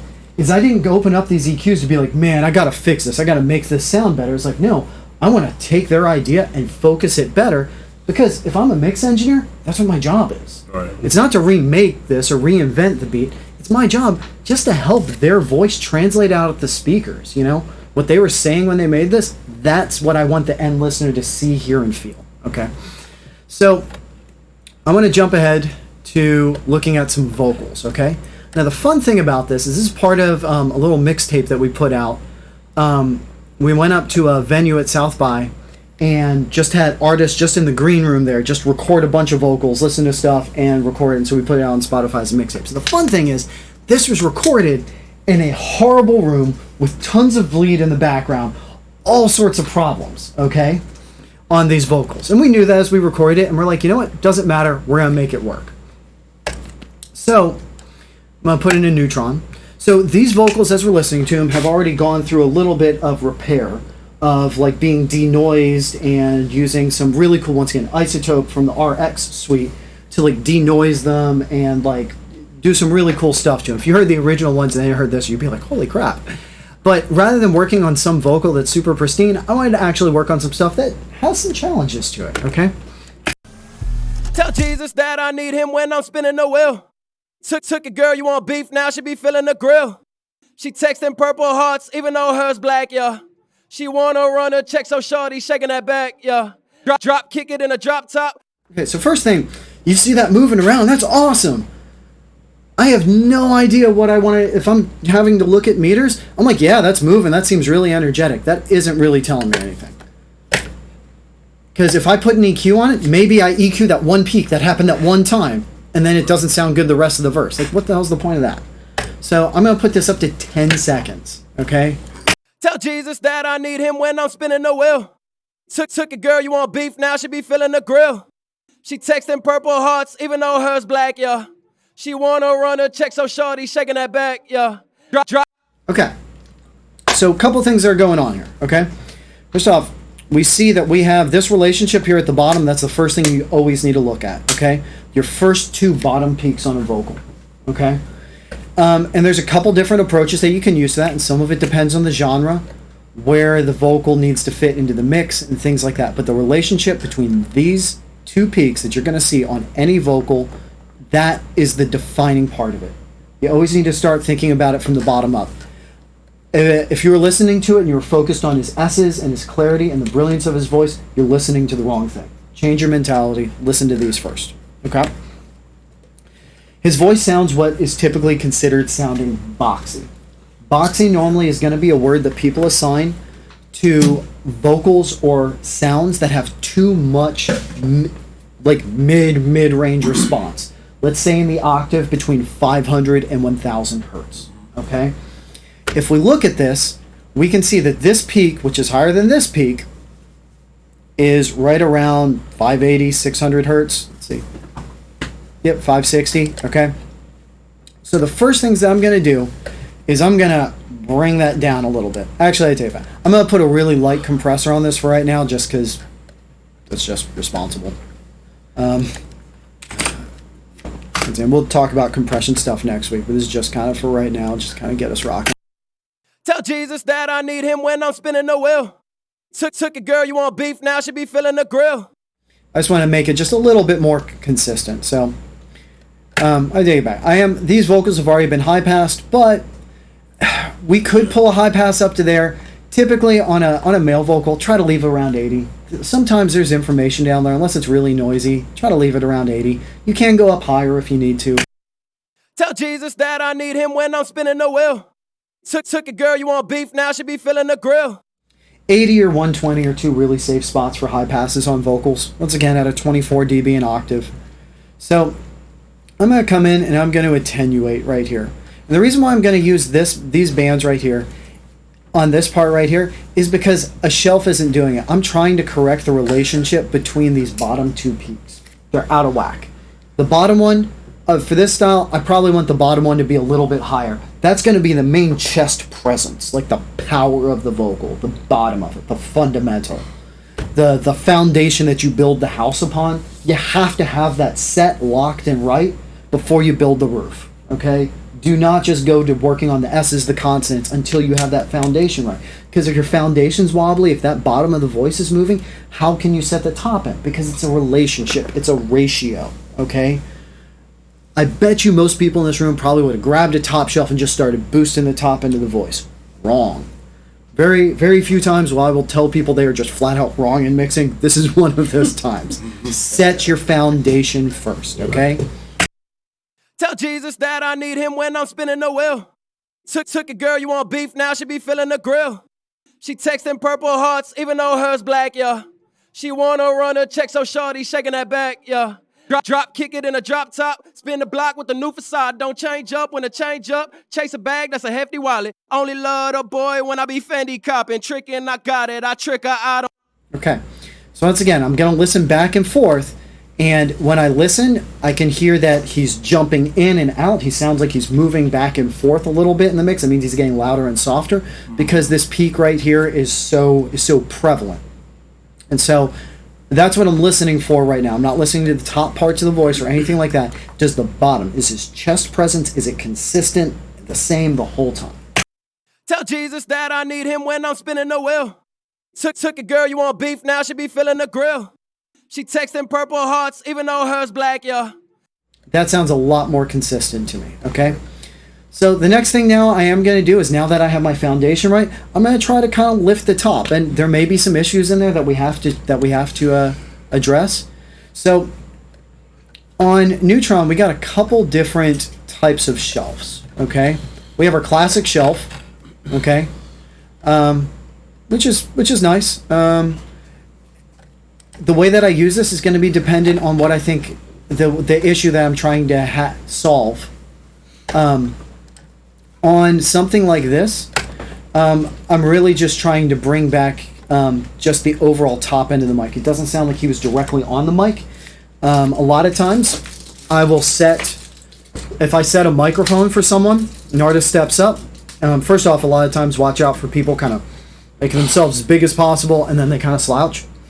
The other thing is, where's your phone at? Where are your lyrics at? Okay? Because what happens is if this finger is the capsule of the microphone, not the top or the bottom, the capsule, I want that right on their mouth. Because that's the instrument, that's the part that I'm miking. Okay? Especially for modern, I want clarity and detail. So I need to mic their lips. There are some other use cases, but generally that's where you want to start. And so what happens is they stand here and they're standing straight, or sometimes they look up, so I'm here, and they pull out a phone and go like this. I'm now miking their forehead, okay? And so now it just sounds dark, okay? That's the number one issue that I get on vocals that people come in, is they aren't actually miking their mouth. If you were gonna play a guitar and you put a microphone in front of the guitar, and you're like, oh, it sounds great right there, and the guy's like, okay, cool, and then plays the guitar this way, you'd be like, what the hell are you doing? It's the same thing when doing a vocal, okay? So in the cases that someone is off axis, not looking direct at the mic, we need to bring some of that back. The move to make is probably not that. It's across the whole frequency spectrum. Once again, gentle lifts. Okay, like this is you got to treat these like it's a newborn infant. You need to actually tell Jesus that I need him when I'm spinning the wheel. Took a girl, you want beef, now she be feeling the grill. She texting purple hearts, even though hers black, yeah. She wanna run a check, so shorty shaking that back, yeah. Drop, kick it in a drop top, spin the block with the new facade. Don't change up when I change up. Chase a bag, that's a hefty wallet. Only love the boy when I. Okay. You hear it sounded like there was a bag over his head, and now we kind of sound like that bag's been released. More over, yeah. 2.5 decibels. But look at the slope.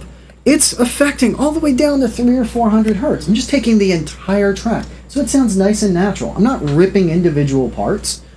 Okay? I'm just being really holistic and just be like, hey, there we are. And you know what? And if there's an issue, or if I'm like, man, I want that super crisp S or something like that, I can get into that. And that's the creativity of using EQ. But you have to eat your meat and potatoes first. Okay? And so that's what I'm going to start by doing. So at this point, let's drop it back in the mix. once again, I probably need to do a little bit more dynamic control to them. Tell Jesus that I need him when I'm spinning the wheel. Took it, girl, you want beef, now she be feeling the grill. She texting purple hearts, even though hers black, yeah. She tell Jesus that I need him when I'm spinning the wheel.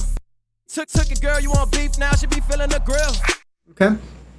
So like all of a sudden, there's a marked improvement from just using 3 EQ moves, okay? But they were done very purposefully. And honestly, it's a combination of using my ears and my eyes in this, okay? So you can kind of continue from here. At this point, you know, we probably need some more compression or limiting on a modern vocal, and we're going to get more into that next week. So make sure you sign up, you know, as soon as possible. But when it goes live this week. Tell Jesus that I need him when I'm spinning the wheel. Took it, girl, you want beef, now she be feeling the grill. She texting purple hearts, even though hers black, yeah. She tell Jesus. So, and you just kind of listen to it and use your ears, and you're like, well, how is this going, okay? If I listen versus the snare presence, you know, maybe I want to look at his voice versus the bright snare. Yeah. And kind of take a look at that. And does the voice need to get brighter? Should the snare get darker? You know, am I hearing enough of his consonants right now? Should I boost that range in his voice? Should I take away some of the snare? That's going to be the next. She wanna run a check, so shorty shaking that back, yeah. Drop, kick it in a drop top. Spin the block with the new facade. Don't change up when the change up. Chase a bag, that's a hefty wallet. Only love the boy when I be Fendi copping. Tricking, I got it. You see that we're seeing some collisions happening right here. So maybe, you know, I can maybe take a little bit of bite out of the clap. Maybe I can do a little bit to both of them. She wanna run a check, so shorty shaking that back, yeah. Drop, kick it in a drop top. Spin the block with the new facade. Don't change up when the change up.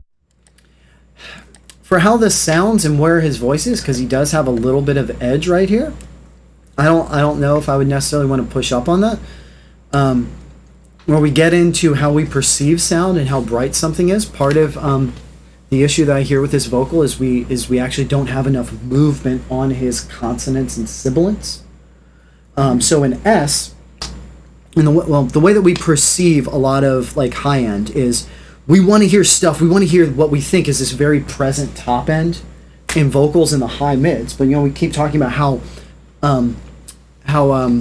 delicate that range is. And so on a voice, a lot of times you boost the top end, and then it's just this harsh, and it's just fatiguing to listen to and makes you tired to listen to. It's because it's just bombarding you. It's too much. So in this case, I think his average brightness of his voice is about right, but we need more S out of this. And this is going to be the last big concept that I leave you with today. And this is where you have to be really careful and really purposeful in using EQ. And it's one of the reasons that we love Neutron. Is I'm going to get back out of this and go back just to this voice. I need more movement on the top end of his voice. I need more, like I said, more S's, T's, C's. Consonants are normally going to be down around 4K.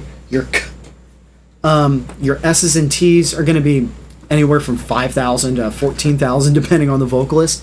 So I'm going to put a band in here. I'm going to kind of boost and kind of find where they are right now. This is what we call just searching. She texting purple hearts, even though hers black, yeah. She wanna run a check, so shorty shaking that back, yeah.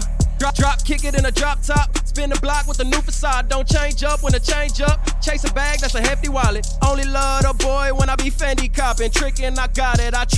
Okay, so that's really nice, and like we can hear a lot more of the clarity and detail on his voice. Okay. But it also starts to get just a little grating and fatiguing. So we still may need a general presence boost up here, but you notice once again, I'm not doing this. You notice I'm really wide when I'm doing this. That's why it sounds so natural, okay? But what I'm going to start by doing actually is I'm going to come over to this range with this EQ and where I have it set to. I'm going to bring up, and I'm going to engage what we call dynamic mode on EQ. This is a very modern thing. You can't do this on a mixing board or anything like that. So if you think that you need an old SSL 4000 to make a song sound good, like, have fun with that. I'm going to be here using Pro Tools and Neutron. So this is kind of like a compressor, but I can go up or down with it. So basically, this is an EQ band, but I'm going to set where the EQ only activates when the sound does a certain thing, when it hits a certain level. So in this case, to try to bring back some life at the top of it. She texting purple hearts, even though hers black, yeah. She wanna run a check, so shorty shaking that back, yeah. Drop, kick it in a drop top. Spin the block with a new facade. Don't change up when I change up. Chase a bag, that's a hefty wallet. Only love the boy when I be Fendi copping. Tricking, I got it. I trick her, I don't got it. Well, I do, just not for her. Cut her off, she say I'm cold. Told that bitch, go buy your fur. She just used me, she accused me, call my phone. I don't call, never get no call back. Money in my pocket, I'm a ball. Never tricking, I don't got it. Okay, so as I put this on and off, you're going to hear just a static boost at the top, okay? And then you're going to hear it where it's actually turning itself on and off just to turn up his S's. So what that same boost I did earlier is you're like, oh, that sounds a lot better. This sounds just harsh and grating. She texting purple hearts, even though hers black, yeah. She wanna run a check, so shorty shaking that back, yeah. Drop, kick it in a drop top. Spin the block with a new facade. Don't change up when I change up. Chase a bag, that's a hefty wallet. As compared to, and I know it gets louder, and that can be, it sounds just great. We love high frequencies and treble. I turn this off, it gets a lot bigger. She texting purple hearts, even though hers black, yeah. She wanna run a check, so shorty shaking that back, yeah. Drop, kick it in a drop top. Spin the block with a new facade. Don't change up when I change up. Chase a bag, that's a hefty wallet. Only love the boy when I... But all of a sudden, we're getting this lift that's happening, but it's not harsh on our ears. It's like 4, isn't it, right? Yeah, like it still sounds balanced with the bottom. Okay. But I can hear more of what he's saying. It can be very... This is going to be one of the really tough things that as you work on the top end, especially on vocals, what you're going to find is you're always going to have a tendency to overboost the top of them. Just every time. High end is addicting. Our ears are very sensitive to the top frequencies, so as you work, you're going to become addicted to it and then want more, and then want more, and want more. And an hour later, your whole mix is just like super bright, which is why I go back to what's so useful to have is something that keeps you honest, which is something like tonal balance control. She texting purple hearts, even though hers black, yeah. She wanna run a check, so shorty shaking that back, yeah. Drop, kick it in a drop top. Spin the block with a new facade. Don't change up when I change up. Chase a bag, that's a hefty wallet. Only love the boy when I be Fendi copping. Tricking, I got it. I trick her, I don't got it. Do you hear like you're like, yeah, that came forward, but now he's just like attacking you, and now he's overshadowing the snares and all that as being able to be like more just situationally dependent. Still not a huge boost of EQ, but it's only happening when needed.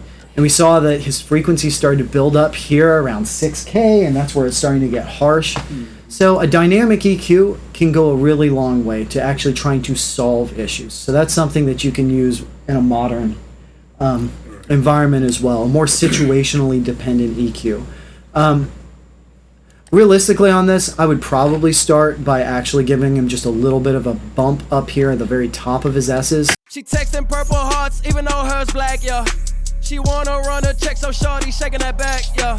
Drop, kick it in a drop top. Spin the block with a new facade. Don't change up when I change up. Chase a bag, that's a hefty wallet. Only love the boy when I be Fendi copping. Tricking, I got it. I trick her, I don't got it. Well, I do, just not for her. Cut her off, she say I'm cold. Told that bitch, go buy your fur. She just used me, she accused me, call my phone. I don't call, never get no call back. Money in my pocket, I'm a ball. Never tricking, I don't got it. So as we do that, now we need to take a little bit more out of the mids, once again, because it's our yin-yang, but I boosted up. There was a resonance there that I needed to grab. That's where you use more of a notch, but still, that's as narrow as I'm going to go on it. So that's when you really start shaping into the track and what you need, okay? There is no, like, super right or wrong at the end of the day. I don't care if I have to turn a knob backwards and smash it. If it sounds good, it is good. But just make sure that you're using something that keeps you honest. Referencing other music is really important. You have to be careful of referencing a lot of highly, like, very loud, modern, mastered music, though, when you're working on stuff. Because at the mix stage, that's not where you're at. Your stuff should have a lot more life. Should not be as pushed as bright. Not quite yet. Because as you compress the things and lower your dynamic range, the way that we hear is that top end, the less dynamics, the less movement that is at the top, the brighter it sounds to us.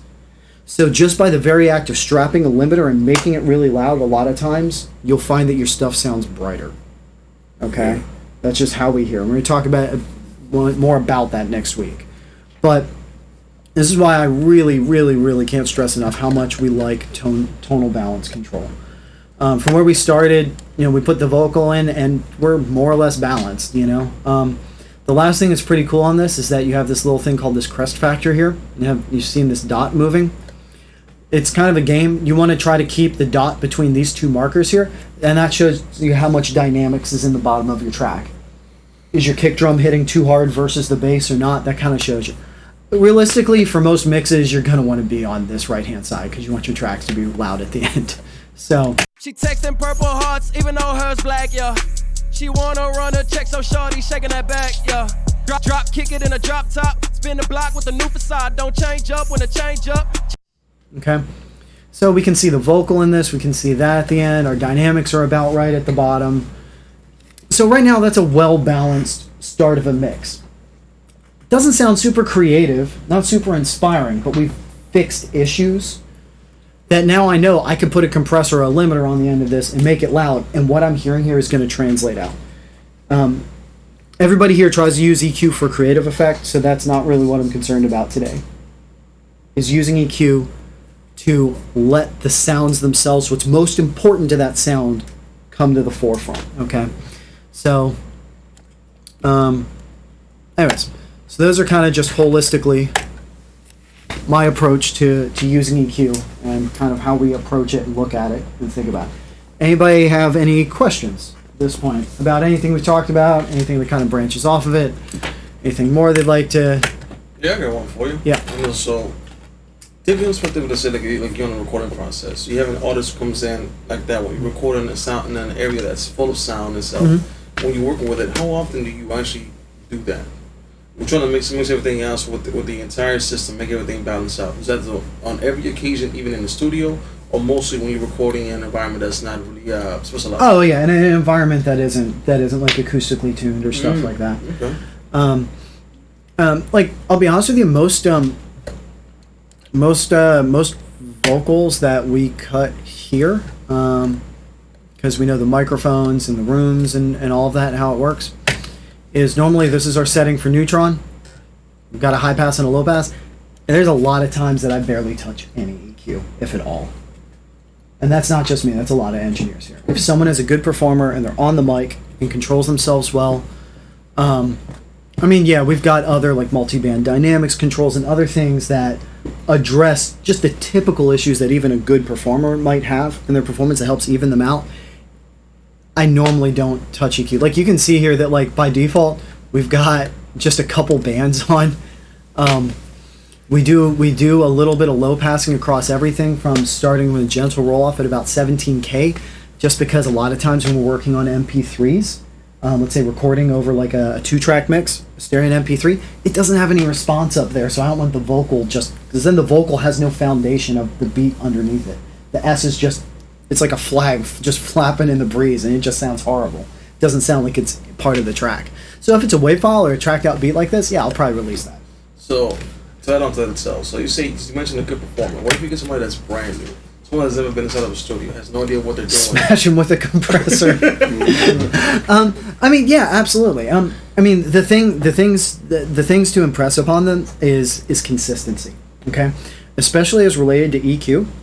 If someone is inconsistent, okay, let's say we're punching in on a verse, and one part of the verse they sound like this, or here on the mic, and then the next part of the verse they're not looking at the mic, or they're using a different tone of voice or something like that. I've got to put that on a different track. I've got to compress, EQ it differently. It takes longer to mix. All of those things, and it doesn't sound as good as if someone just steps up to the mic and just performs, right? So yeah, like absolutely, we deal with that stuff all the time. In a fast environment, sometimes that's where dynamic EQ can save you a lot of time, because the EQ moves depending, situationally. Sometimes on singers, like you'll find, especially like R&B and gospel singers, especially, normally you need to be using multiple tracks for their lead vocals, or a lot of automation, because if they start the song and they're singing down here like this, and by the end they're you know, and it's all edgy and nasally and forward. Yeah. Just because this EQ worked here doesn't mean it's going to work there. Like, it has to be different. Even sometimes in a chorus, you'll have parts that you're cutting to other tracks because the timbre, the tone of their voice changed, even though they were singing the same note over here. Because I could sing that from like da or da. I can change my voice, and sometimes you have to respond to that in what you're doing. You know, so yeah, like it's a lot of work. All right. Now, So, yeah. with that being said, then, see, this is probably the entire mix. So, is a good mix equal to or lesser than having the song mastered once you put the entire work in for itself? Or Totally. do you need it at all? Totally different for a lot of different people. A lot of people take different approaches. Some engineers like having the creativity of, or not the creativity, allowing the mastering engineer to do like all the final compression to everything. A lot of mixing engineers don't like that, and they put a limiter on the end, and they actually put some master bus EQ on and things like that. In a perfect world, I would never end up mixing with a compressor on the master bus or anything like that, because I want my mix to be so good that it's set up where you just kiss it with a limiter at the end, and like that's all it needs. It's not a perfect world. There are always deadlines. There's always working as fast as you can, and so Polish. yeah, absolutely. Mastering is also really necessary, because if I've recorded and mixed a song, I'm not objective about that song anymore. You know, there are a lot of things that I'm probably missing in that song because I'm just used to hearing it. You work with an artist that comes in that's like, hey, I recorded this song and like I want you to mix it now, but I recorded it a year ago. I'm like, ooh, I don't know if I want to touch that, because you're in love with your demo. You know, you don't want a new version of that song. You want the same song, but better. It's kind of tough to do. But letting go of your ego in that instance and allowing a mastering engineer that knows what they're doing can also be a very good thing, because they will bring out certain things in the track that maybe you had forgotten about or weren't paying as close attention to. It can also be bad. Definitely had masters come back and I'm like, why the hell did he focus on that? You know? So it kind of depends. If there is an artist I'm working with that maybe is pushing a little bit more esoteric, yeah, I'm going to try to finish it a bit more, and then also send the artist with instructions to the mastering engineer of, hey, we really like this mix. Like really preserve this. And then there's other people I'm like, oh no, just let them do their thing. Like, this is straight ahead, big 808, you know, crispy, you know, snares and hi-hats. Like, that's pretty self-explanatory, you know. You know, and saying a lot of times you end up, you know, actually, you know, the vast majority of the time you end up mastering in the same session you're recording and mixing, you know, nowadays. So, question. Got a question from online. Awesome. So online wants to know about sometimes you may use like a compressor or dynamic control instead of EQ, especially corresponding to certain frequencies. Like you talked about adding boosts with some of the dynamic EQs. Right. What about using cuts with, say, like a multi-band compression? Okay. Yeah. There's definitely a lot of times, and once again, in the grand scheme, that's actually going to be more of the go-to for music. So, for instance, let's say on this vocalist, let's say I really want to ball up the bottom of his vocal and like the chest part. Let's flip over here. Let's take a look. This is really useful when you want to have one part of the frequency spectrum just basically not move. You want it just to kind of be really consistent. Tell Jesus that I need him when I'm spinning the wheel. Took it, girl, you want beef, now she be feeling the grill. She texting purple hearts, even though hers black, yeah. She wanna run a check, so shorty shaking that back, yeah.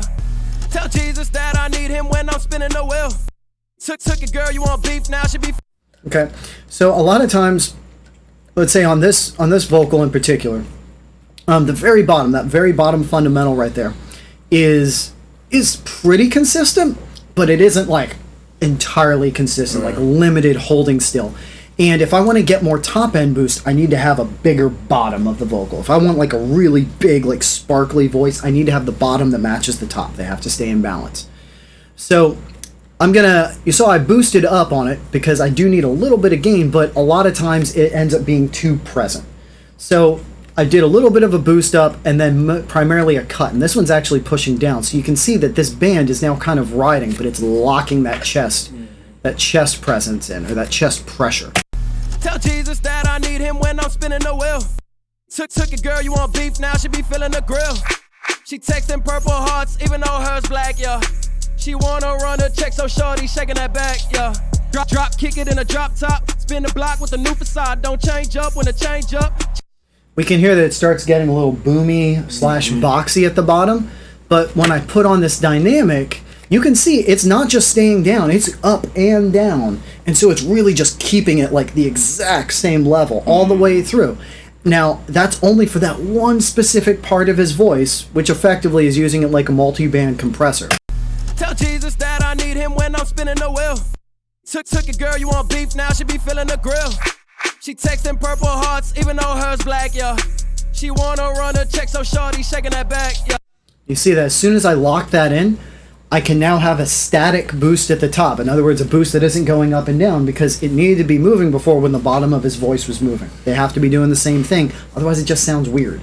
But now at the bottom of his voice, his chest, the very bottom, like, appreciable tone that he is creating is locked in and not moving. Notice I was able to come back and give you a little bit of that boost. So that's how I would typically use that. That's also basically what is a... you can also use something similar for de-essing.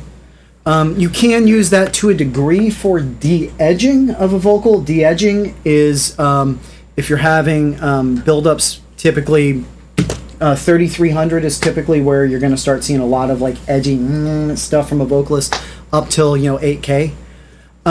You can do that. Just to actually talk about the artist you were talking about previously, what I may actually recommend is doing a config kind of like that. Basically, give me the presence that I need in the vocal, and then I would have a band that I wouldn't push down though, because a lot of times if you're too edgy in that range, then you actually need more. You need more movement. So I would actually take my bottom band and tell it to push up. Or actually, sorry, I would do it up. I'm doing this the whole wrong way. I would want it to actually push up. Tell Jesus that I need him when I'm spinning the wheel. Took it, girl, you want beef, now she be feeling the grill. She texting purple hearts. Even his kind of nasal range, I kind of took out, but it still has this movement on it. Right. That's how I would approach. Basically, the exact opposite way that I use that man, I would use an upwards with a static downwards to actually put life back in that range and to de-edge things if you're having people that are too nasally or getting very harsh up in that range. But that's how I would approach that. Because if we listen to it, let's say with just Tell Jesus that I need him when I'm spinning the wheel. Took it, girl, you want beef, now she be feeling the grill. She texting purple hearts, even though hers black, yeah. She wanna run a check, so shorty shaking that back, yeah. Drop, kick it in a drop top. Spin the block with a new facade. Don't change up when it change up. Chase a bag, that's a hefty wallet. Only love the boy when I be Fendi copping. Tricking, I got it. I trick her, I don't got it. Well, I do, just not for her. There's just a little bit more life. We maintain a little bit of the brilliance, just a little bit. And you kind of just play with it and kind of get it to the right end. He isn't super edgy though. He's a little nasally, but Yeah. his thing is a little more like between 1 and 2K. But Yeah. but that's a pretty typical strategy that I would use in this for de-edging someone. The other thing is you also need to find the corresponding frequencies underneath and make sure they have the same dynamic so it's supported. Once again, go back to the foundation of it. If the top is overbearing the bottom, make the bottom bigger. Gotcha. Right. Okay. Right. So, once again, going back to just yin and yang, things got to be in balance, both within the sound and then also higher into the whole mix. These are getting into like extreme problem solving, and these are only like necessary when once again something wasn't recorded right or there are issues with the performance. So still go back to high passes, shelves, because that's still what 90% of the sound that we're hearing from this vocal is a high pass and a shelf. Okay, and taking out his honky mid range with that one band.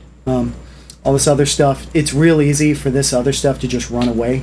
So always make sure that you're bypassing and going back and being like, is that actually better? Okay. Like undo. Another thing that we love about this is one last thing. See this?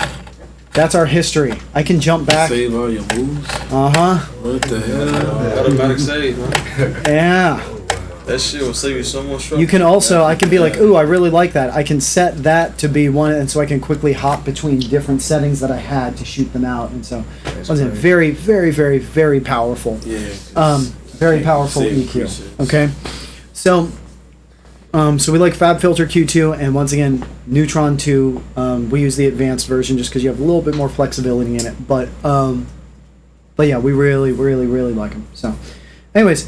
We got to wrap up for a studio portion today. Thanks for everybody that was here. Thanks for everybody online. We're gonna head over to Ladybirds and grab some brews. If anybody wants to hang out, talk shop, ask more questions, go for it. So, anyways, thanks everybody, and we'll catch you over there. Cool. Thank you. Shit, who's all going? Like, y'all going?